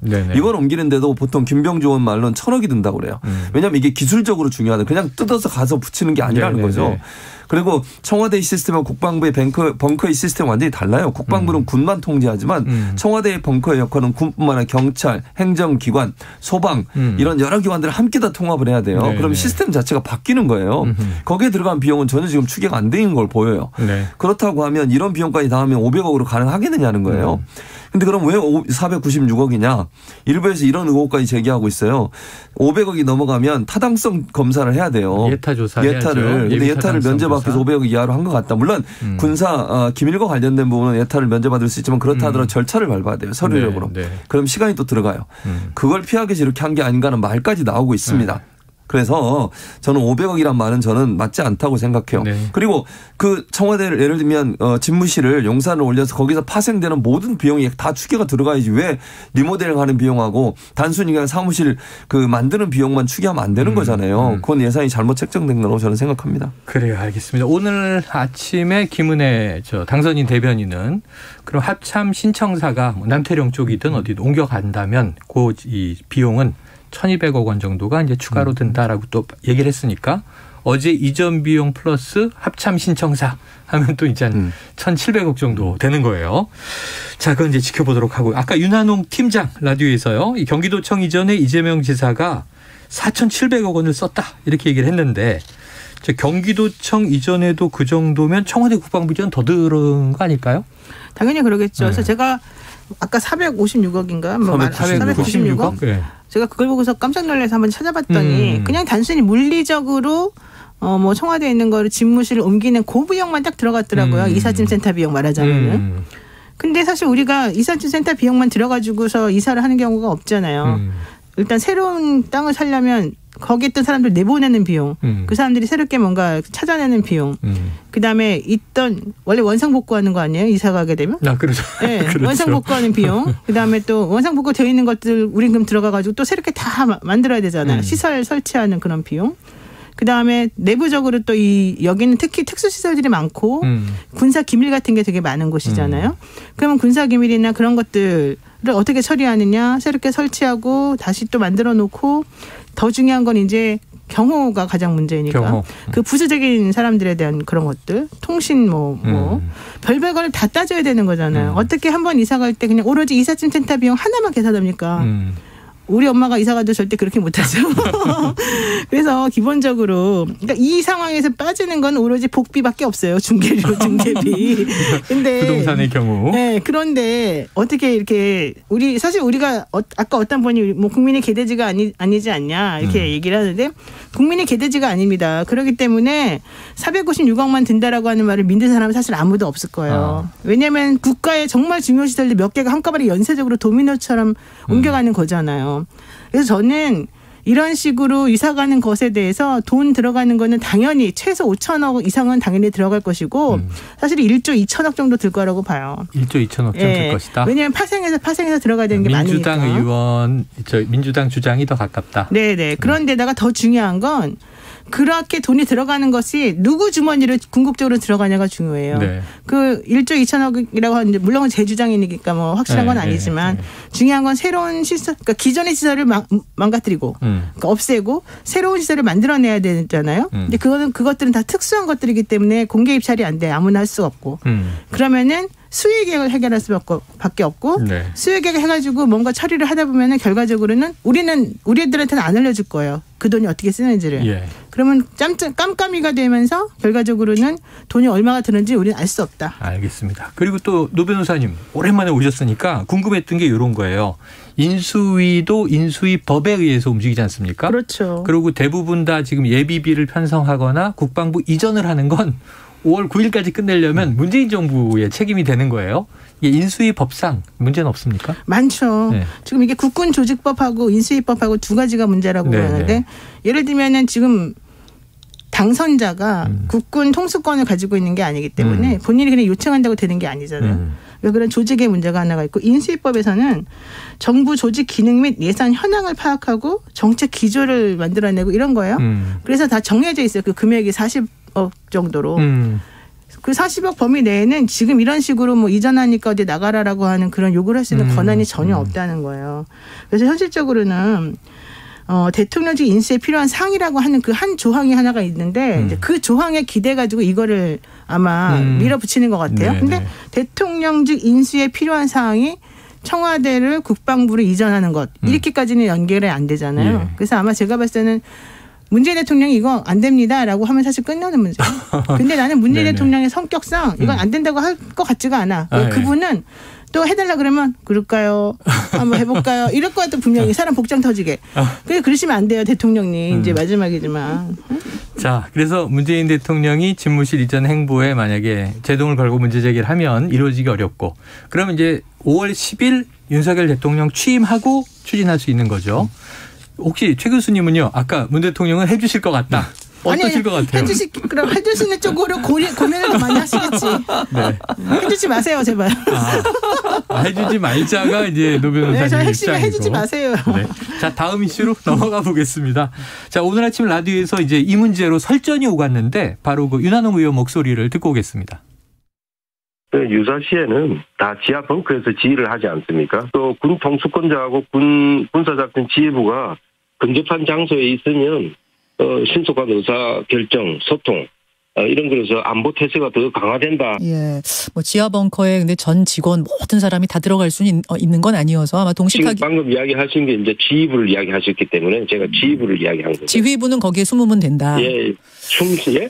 지하 벙커요, 지하 벙커. 예. 숨는다고요? 예, 지하 벙커로 다 대피하면 된다 그런 말씀 아니실까요? 대피가 아니라 거기서 지휘를 한다는 얘기죠. 예, 알겠습니다. 그 표현을 참 적절하게 했으면 좋겠어요. 그냥 일부러 비판하려고 일부러. 아닙니다. 네, 지휘부가 거기에 숨으면 된다라는 표현 때문에 이게 앵커와 윤 의원 간에 조금 재밌는 해프닝이 있었고요. 중요한 건 뭐냐면 이제 이게 분산돼 있어야 되느냐, 지휘관들이 다 모여 있어야 되느냐, 유사시에는 좀 위험할 수 있다. 그래서 요인들을 한 자리에 모으지 않는다. 그렇죠. 이게 원칙이라는 얘기를 이제 하다가 이렇게 된 거예요. 맞아요. 자, 그러면 군 장교 출신이신 전문가 최 교수님, 군 전문가. 뭐가 맞습니까? 이게 같이 있으면 안 되죠. 같이 있으면 안 됩니까? 당연하죠. 네네. 아니 같은 곳에 예를 들어 통수권자와 지휘부가 함께 있으면 만약에 그게 타격을 받으면 어떻게 되겠어요? 그럼 큰일 나는 거예요. 네네. 그러니까 지휘부는 일정 부분 떨어져 있어야 되는 군 통수권자와 지휘부는 긴밀하게 협조하고 군사령부와 군 통수권자는 좀 거리가 있는 게 좋다. 당연하죠. 네. 왜냐하면 만약에 전쟁이나 유사시에는 거기를 집중적으로 타격을 하지 않겠어요? 그런데 그 타격에 대해서 만약 그 시설이 무너지게 되거나 피해를 당하게 되면요. 군 자체가 마비가 되는 거예요. 통수권자도 부재한 상태가 되어버리고 군 사령관들이나 이런 사람도 부재한 상태가 되면 어떻게 되겠습니까? 그 위험을 분산시켜야 되는 거죠. 위험을 어떻게 한 군데 다 모아놔요. 그건 절대로 있을 수 없는 일이에요. 그러니까 청와대 예를 들면 지금의 구조는 청와대와 국방부 벙커가 긴밀하게 협조할 수 있도록 그거는 어떤 공격에도 통신이 끊어지지 않게 돼 있어요. 인터넷이 끊어지거나 통신이 되도록 만들어놓은 연결망이 있단 말이죠. 전산과 통신에 있어서. 근데 그거를 지금 한 군데 가서 함께 모여서 하자는 거잖아요. 그렇게 되면 만약 한 곳이 타격을 받게 되면 완전히 군을 통솔할 수 있는 모든 기능이 마비가 되는 거잖아요. 그건 상당히 위험한 상황이죠. 네. 통수권자가 살아있든 예를 들면 지휘부가 살아있어서 통솔이 가능해야 돼요. 그 위험을 어떻게 한 군데 갖다 놓습니까? 그건 있을 수 없는 일이고요. 그런 점에서 본다고 하면 군 통수권자와 군 수뇌부가 만약에 유사시에 전쟁 상황에서 한 곳에 모여 있는 건 상당히 위험할 수 있다고 저는 보고 그거는 우리가 통제 가능한 범위 내에서 통신이든 인터넷이든 다양한 방법을 통해 통제가 가능한 거예요. 그런데 지금처럼 이렇게 옆에 있으니까 같이 모여서 할 수 있다 이렇게 얘기하는 건 저는 바람직하지 않다고 보고 그거 자체가 군 작전상 상당히 위험에 노출될 수 있는 상황이라고 보여집니다. 네. 군 작전 또 전략상 그러하다 설명을 주셨습니다.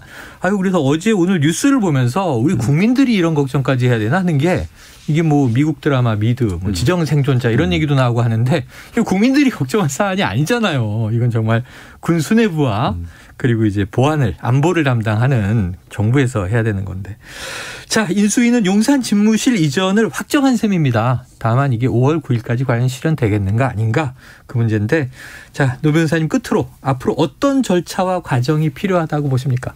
저는 국민 여론을 조금 확인해 주셨으면 좋겠어요. 여론을 수렴하고 수기가 필요하냐. 그러니까 일단 뭐 제왕적 대통령제라고 하는 게 문제라면 그 제도를 고치면 되는 거지. 방을 뜯어 고쳐가지고 해결할 수 있는 문제는 아니잖아요. 집 이사 간다고 해서 뭐가 달라지겠습니까? 제도가 있는 이상. 그러니까 일단 그 부분도 좀 짚어주시고 그리고 중요한 거는 국민들한테 좀 물어보고 뭐가 문제인지 본질적으로 뭘 해결해야 되는지 그리고 정말 돈이 얼마나 드는지도 정확히 따져보시고 비용 예산도. 그렇게 해서 얻어지는 효과가 정확히 무엇인지 좀 국민을 설득할 수 있는 그런 명분을 좀 제대로 좀 줄 수 있는 그런 작업이 필요한 것 같습니다. 알겠습니다. 컨센서스라는 표현도 나왔는데 무엇보다 국민 여론을 좀 미리 물어보고 또 반대하는 국민이나 걱정하는 국민이 많다면 설득의 과정을 거쳐달라 이런 요청이셨습니다. 오늘 최주봉 교수님, 노영희 변호사님과 주간 이슈 먼데이 함께했습니다. 고맙습니다. 감사합니다. 고맙습니다.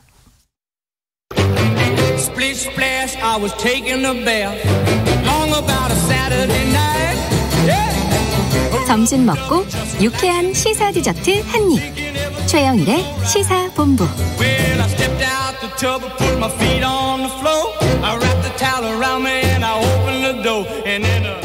네, 시사본부 매일 이 시간 청취자분들께 드리는 깜짝 선물. 오늘은 칼칼한 육땡땡 컵라면입니다. 칼칼한, 아유, 국물 먹고 싶네요, 벌써. 자, 코너 들으시면서 문자 보내주시면 되고요. 짧은 문자 50원, 긴 문자 100원이 드는 샵 9730으로 의견 많이 보내주시기 바랍니다. 전 세계 지구촌에서 벌어지는 생생한 국제 뉴스를 살펴보는 시간입니다. 국제본부. 자, 문희정 국제시사평론가 모셨습니다. 어서 오세요. 네, 안녕하세요. 네, 아유, 예쁜 리본을 잘 보셨어요. 네. 자, 평화가 필요하죠. 러시아의 우크라이나 침공 어느새 25일째입니다. 자, 극초음속 미사일을 발사했다 이런 얘기가 들리던데 네네. 어떤 상황입니까? 지난 19일과 20일 러시아가 이 극초음속 무기인 킨자를 발사해서 우크라이나 서부와 남부의 군 관련 시설을 파괴했다 이런 발표를 했습니다. 네. 이 킨자는 러시아가 상당히 자랑을 하고 있는 무기인데 네. 사정거리가 2,000km에 이르고 현존하는 공대공, 지대공 방어 체계로는 저지할 수 없는 무기라고 합니다. 네. 자, 이로써 핵무기를 탑재할 수 있는 첨단 무기 시스템이 처음으로 사용이 된 건데요. 네. 자, 이러다 보니까 이제 정말 핵무기만 남겨놓고 쓸 수 있는 건 다 쓰는 거 아니냐 이런 우려가 지금 나오고 있는 거죠. 자, 그리고 러시아는 지난 3주 동안 무차별적으로 로켓과 미사일을 마리우폴에 쏘아대고 있는데요. 네. 이로 인해서 최소한 2,500명이 사망한 것으로 추정이 되고 있습니다. 지금 러시아가 최후 통첩을 한 상태인데요. 곧 함락이 임박했다 이런 소식이 들려오고 있는데 왜 그럼 러시아군이 이렇게 마리우폴을 차지하기 위해서 네네. 애를 쓰고 있느냐. 러시아가 2014년에 강제 병합한 크림반도와 네. 또 우크라이나 동부의 친러시아 반군 세력이 장악한 돈바스 지역 있죠. 이 지역을 연결하는 딱 그 요충지가 바로 마리우폴입니다. 따라서 이 수도 키이우 점령에 속도를 내지 못하고 있는 가운데 마리우폴을 점령하게 된다면 이 최소한의 전략적인 승리를 거둬서 휴전협정에 또 속도가 붙을 수 있다. 이런 네. 예상도 나오고 있는데요. 현재 마리우폴은 이 러시아군의 총 공세로 주거 건물의 약 80%가 회복할 수 없을 정도로 파괴가 돼 있는 상태고 도시 기능을 거의 상실했습니다. 자, 이렇게 다 파괴를 해버리는 게 무슨 의미가 있을까. 네. 심지어 여기 지금 40만 명이 갇혀가지고 전기, 수도, 난방이 다 끊긴 상태로 지금 고립돼 있는 상황이죠. 네. 자, 현재 키이우, 수미, 미콜라이우, 폴타파, 하르키우, 오데사, 자포리자, 르비우 거의 모든 우크라이나 도시에서 공습 경보가 발령된 상황이고요. 유엔에 따르면 19일 기준으로 어린이 64명 등 민간인 847명이 사망을 했고요. 네. 우크라이나 국경을 넘은 난민의 수가 333만 명에 달하고 있습니다. 네, 난민이 300만 명을 넘고 있습니다. 지금 말씀을 들어보니까 뭐 전쟁, 전략적 뭐 타겟 이런 건 뭐 그렇다 치더라도 왜 시민들이 살고 있는 도시를 80%나 이걸 우리가 흔히 초토화됐다 이런 표현 쓰는데 네. 민간인 사망자 계속 나오고 있고요. 극초음속 미사일, 북한이 실험했다는 얘기 들었던 미사일인데 이걸 러시아가 실제로 쓰고 있습니다. 자, 그러면 이 러시아, 우크라이나 정부 간에 4차 협상까지 진행이 됐는데 어떤 변화는 아직 없어요? 일단 우크라이나가 나토 가입하지 않겠다. 우리 중립국화 하겠다. 러시아가 요구했던 게 그거잖아요. 러시아 요구가 중립국화였으니까. 그러니까요. 네. 그거 들어주겠다 이러면서 한 발 뒤로 물러섰는데 문제는 러시아입니다. 네. 우크라이나의 즉각적인 휴전과 철군에 전혀 응하지 않고 있는데요. 자, 이러다 보니까 19일에 볼로디미르 젤렌스키 우크라이나 대통령이 블라디미르 푸틴 러시아 대통령을 향해서 이제 우리 만나서 좀 의미 있는 대화를 할 때다 이렇게 촉구를 하고 있습니다. 네네. 그리고 정상간 만나자. 그렇습니다. 다음 날에도 협상 없이는 이 전쟁을 끝낼 수 없다면서 협상 시도들이 실패하면 이번 전쟁은 3차 세계대전이 될 것이다 이렇게 경고하기도 했습니다. 자, 이에 대해서 푸틴 대통령 우크라이나에서 러시아의 계획을 반드시 달성하겠다면서 공격 의지를 꺾지 않고 있습니다. 네. 지난 18일이 러시아의 크림반도 병합 8주년이 되는 날이었는데요. 이때 약 20만 명이 모인 그 군중이 모인 콘서트가 열렸는데 그 앞에서 이제 굉장히 좀 강하게 침공을 중단할 의사가 없음을 천명을 했는데요.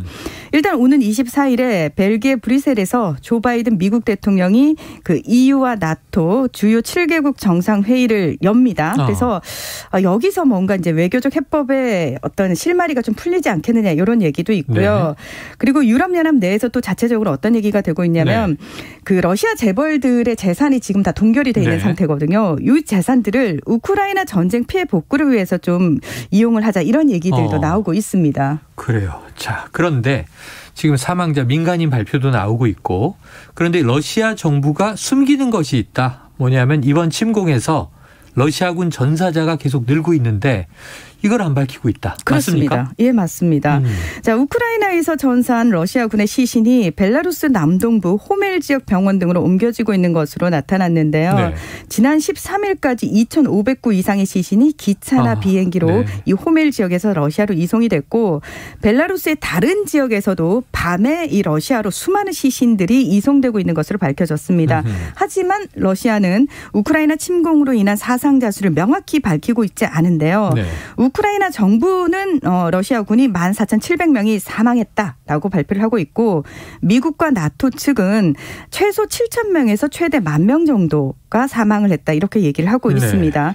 자, 그런데 이 마리우폴에서 주민 4,000에서 4,500명이 러시아 타간로크 지역으로 강제 이송이 됐다 이런 얘기가 나와서 지금 논란이 되고 있는데요. 대피소에 대피해 있던 주민들을 러시아군이 일방적으로 끌고 갔다라는 겁니다. 그런데 러시아는 또 주민들이 러시아로 탈출하기를 원했다 이런 주장을 내놓고 있어서 이 부분도 사실 전쟁 범죄로 직결될 수 있기 때문에 문제가 됩니다. 아니 민간인 주민 수천 명을 왜 끌고 갔을까요? 그리고 이게 정말 러시아가 그렇게 당당한 전쟁이라면 전사자는 가족들에게 통보를 해줘야 되잖아요. 그렇죠. 근데 전사자 수를 왜 숨기고 있을까요? 그러니까 그게 문제가 러시아 내에서 지금 언론 통제가 상당히 심각하거든요. 네네네. 그러다 보니까 자신의 어떤 아들이 전쟁에 참전했는지도 모르고 있는 부모가 많을 뿐만 아니라 네네. 그리고 실제로 러시아 군 역시도 내가 훈련에 참전을 한 거지 전쟁에 동원된 건지 몰랐다라는 얘기도 나오고 있지 않습니까? 야, 그런데 나중에 정말 10,000명이 넘는 전사자들을 가족들이 영원히 모를 수는 없잖아요. 어떻게 될까도 참 걱정이네요. 네.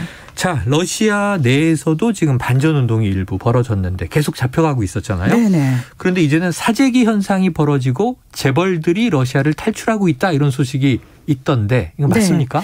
네, 러시아가 인플레이션과 루블화 약세가 겹치면서 설탕을 비롯한 식품 공급에 차질을 빚고 있습니다. 그리고 필수품 물가가 10% 이상 급등하면서 사재기 현상도 나타나고 있고요. 네. 지금 내부 균열의 모습도 포착이 되고 있는데 지난 16일에 푸틴 대통령이 부유층을 겨냥해서 문제는 그들의 정신이 여기 러시아인과 함께 있는 것이 아니라 저쪽 서방 세계에 있다는 것이라면서 국민들이 좀 나서서 자정 활동을 해달라 이렇게 촉구를 한 겁니다. 부유층을 겨냥을 했군요. 네, 그러니까 실제로 푸틴 대통령이 부유층을 상대로 단행할 숙청이 두려워서 올리가르히라고 하는데요, 신흥 재벌들 이런 부유층들이 안전한 곳으로 대피를 하고 있다고 합니다. 이 올리가르히는 사실 푸틴 정권에 충성을 바치는 대가로 러시아 정부로부터 많은 이권을 부여받으면서 특권층으로 군림해온 대표적인 계층이거든요. 그런데 이미 서방 세계는 물론이고 이스라엘조차 이들의 어떤 입국을 제한하고 나섰기 때문에 이들이 갈 수 있는 안전한 도피처 없다라고 보면 되고요. 지금 내부적으로 이런 얘기도 있어요. 그러니까 실질적으로 경제적 타격을 받는 이 올리가리들이 푸틴에게 반감을 가져서 푸틴을 제거를 하고 서방 세계와의 관계를 좀 좋게 도모한다. 이런 계획들까지 정보기관에 포착됐다. 이런 얘기들까지 나오고 있거든요. 그래서 내부적으로 러시아 국민들과 올리가르히의 푸틴에 대한 반감을 이용해서 이 균열을 좀 이용하면 전쟁을 좀 종식시킬 수 있지 않겠느냐. 이런 얘기도 나오고 있는데 아직까지는 푸틴이 언론 통제에 성공을 하고 있는 것처럼 보입니다. 참. 러시아 내에서 뭔가 변화가 있어야 될 텐데. 자, 이번에는 스리랑카로 가봅니다. 종이가 부족해서 학교에서 시험도 치르지 못하고 있다. 이게 도대체 무슨 얘기예요? 그러니까 스리랑카가 인도 바로 밑에 붙어 있는 섬이잖아요. 그러니까 인쇄용 종이가 부족한 데다가 종이와 잉크 등의 가격이 올라서 시험지를 인쇄하기 어려워서 이 스리랑카 서부에 있는 주의 고등학교가 21일부터 일주일간으로 예정된 기말고사를 다음 달 이후로 연기했다는 건데요. 중학교는 지역 단위로 시험을 치를 수 있다. 이렇게 주 당국은 밝혔지만 일부 일선 학교에서는 이마저도 불가능할 것이라는 얘기가 많습니다. 그러면서 전국에 450만 명의 학생이 있는데 한 3분의 2가량이 이 영향을 받을 것으로 보인다고 하는데 심지어 새 학기용 교과서 인쇄도 지금 되지 않고 있는 심각한 상황인데요. 그러니까 필수 수입품을 조달할 외환 보유액이 바닥나면서 인쇄업자들이 필요한 종이와 잉크를 수입하기 위한 외화를 확보할 수 없기 때문에 이 사단이 벌어진 겁니다. 말 그대로 상상 초유의 상황이 벌어진 건데 스리랑카의 종이 부족 문제는 외환 보유액이 바닥나서다. 그렇습니다. 네. 스리랑카 현재 해외 부채 급증, 외화 부족, 인플레이션 등으로 국가 부도 위기 상황으로까지 몰려 있거든요. 네. 관광 산업에 크게 기대고 있는데 코로나19 팬데믹 길어졌죠. 그렇지. 그리고 폭탄 테러 사건도 일어났거든요. 네. 관광객이 뚝 끊기면서 말 그대로 지금 국가 전체가 위험에 처해 있는 상황이 된 겁니다. 안타깝습니다. 야, 지금 뭐 블룸버그 통신 보니까 스리랑카 올해 총부채 상환 예정액 우리 돈으로 8조 5천억 원인데 외화 보유액이 2조 4천억 원.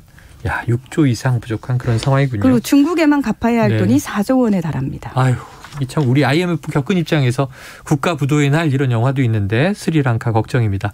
잘 이 난관을 타개하기를 기원하면서 오늘 여기까지 정리하죠. 고맙습니다. 네, 고맙습니다. 지금까지 문희정 국제시사 평론가였습니다.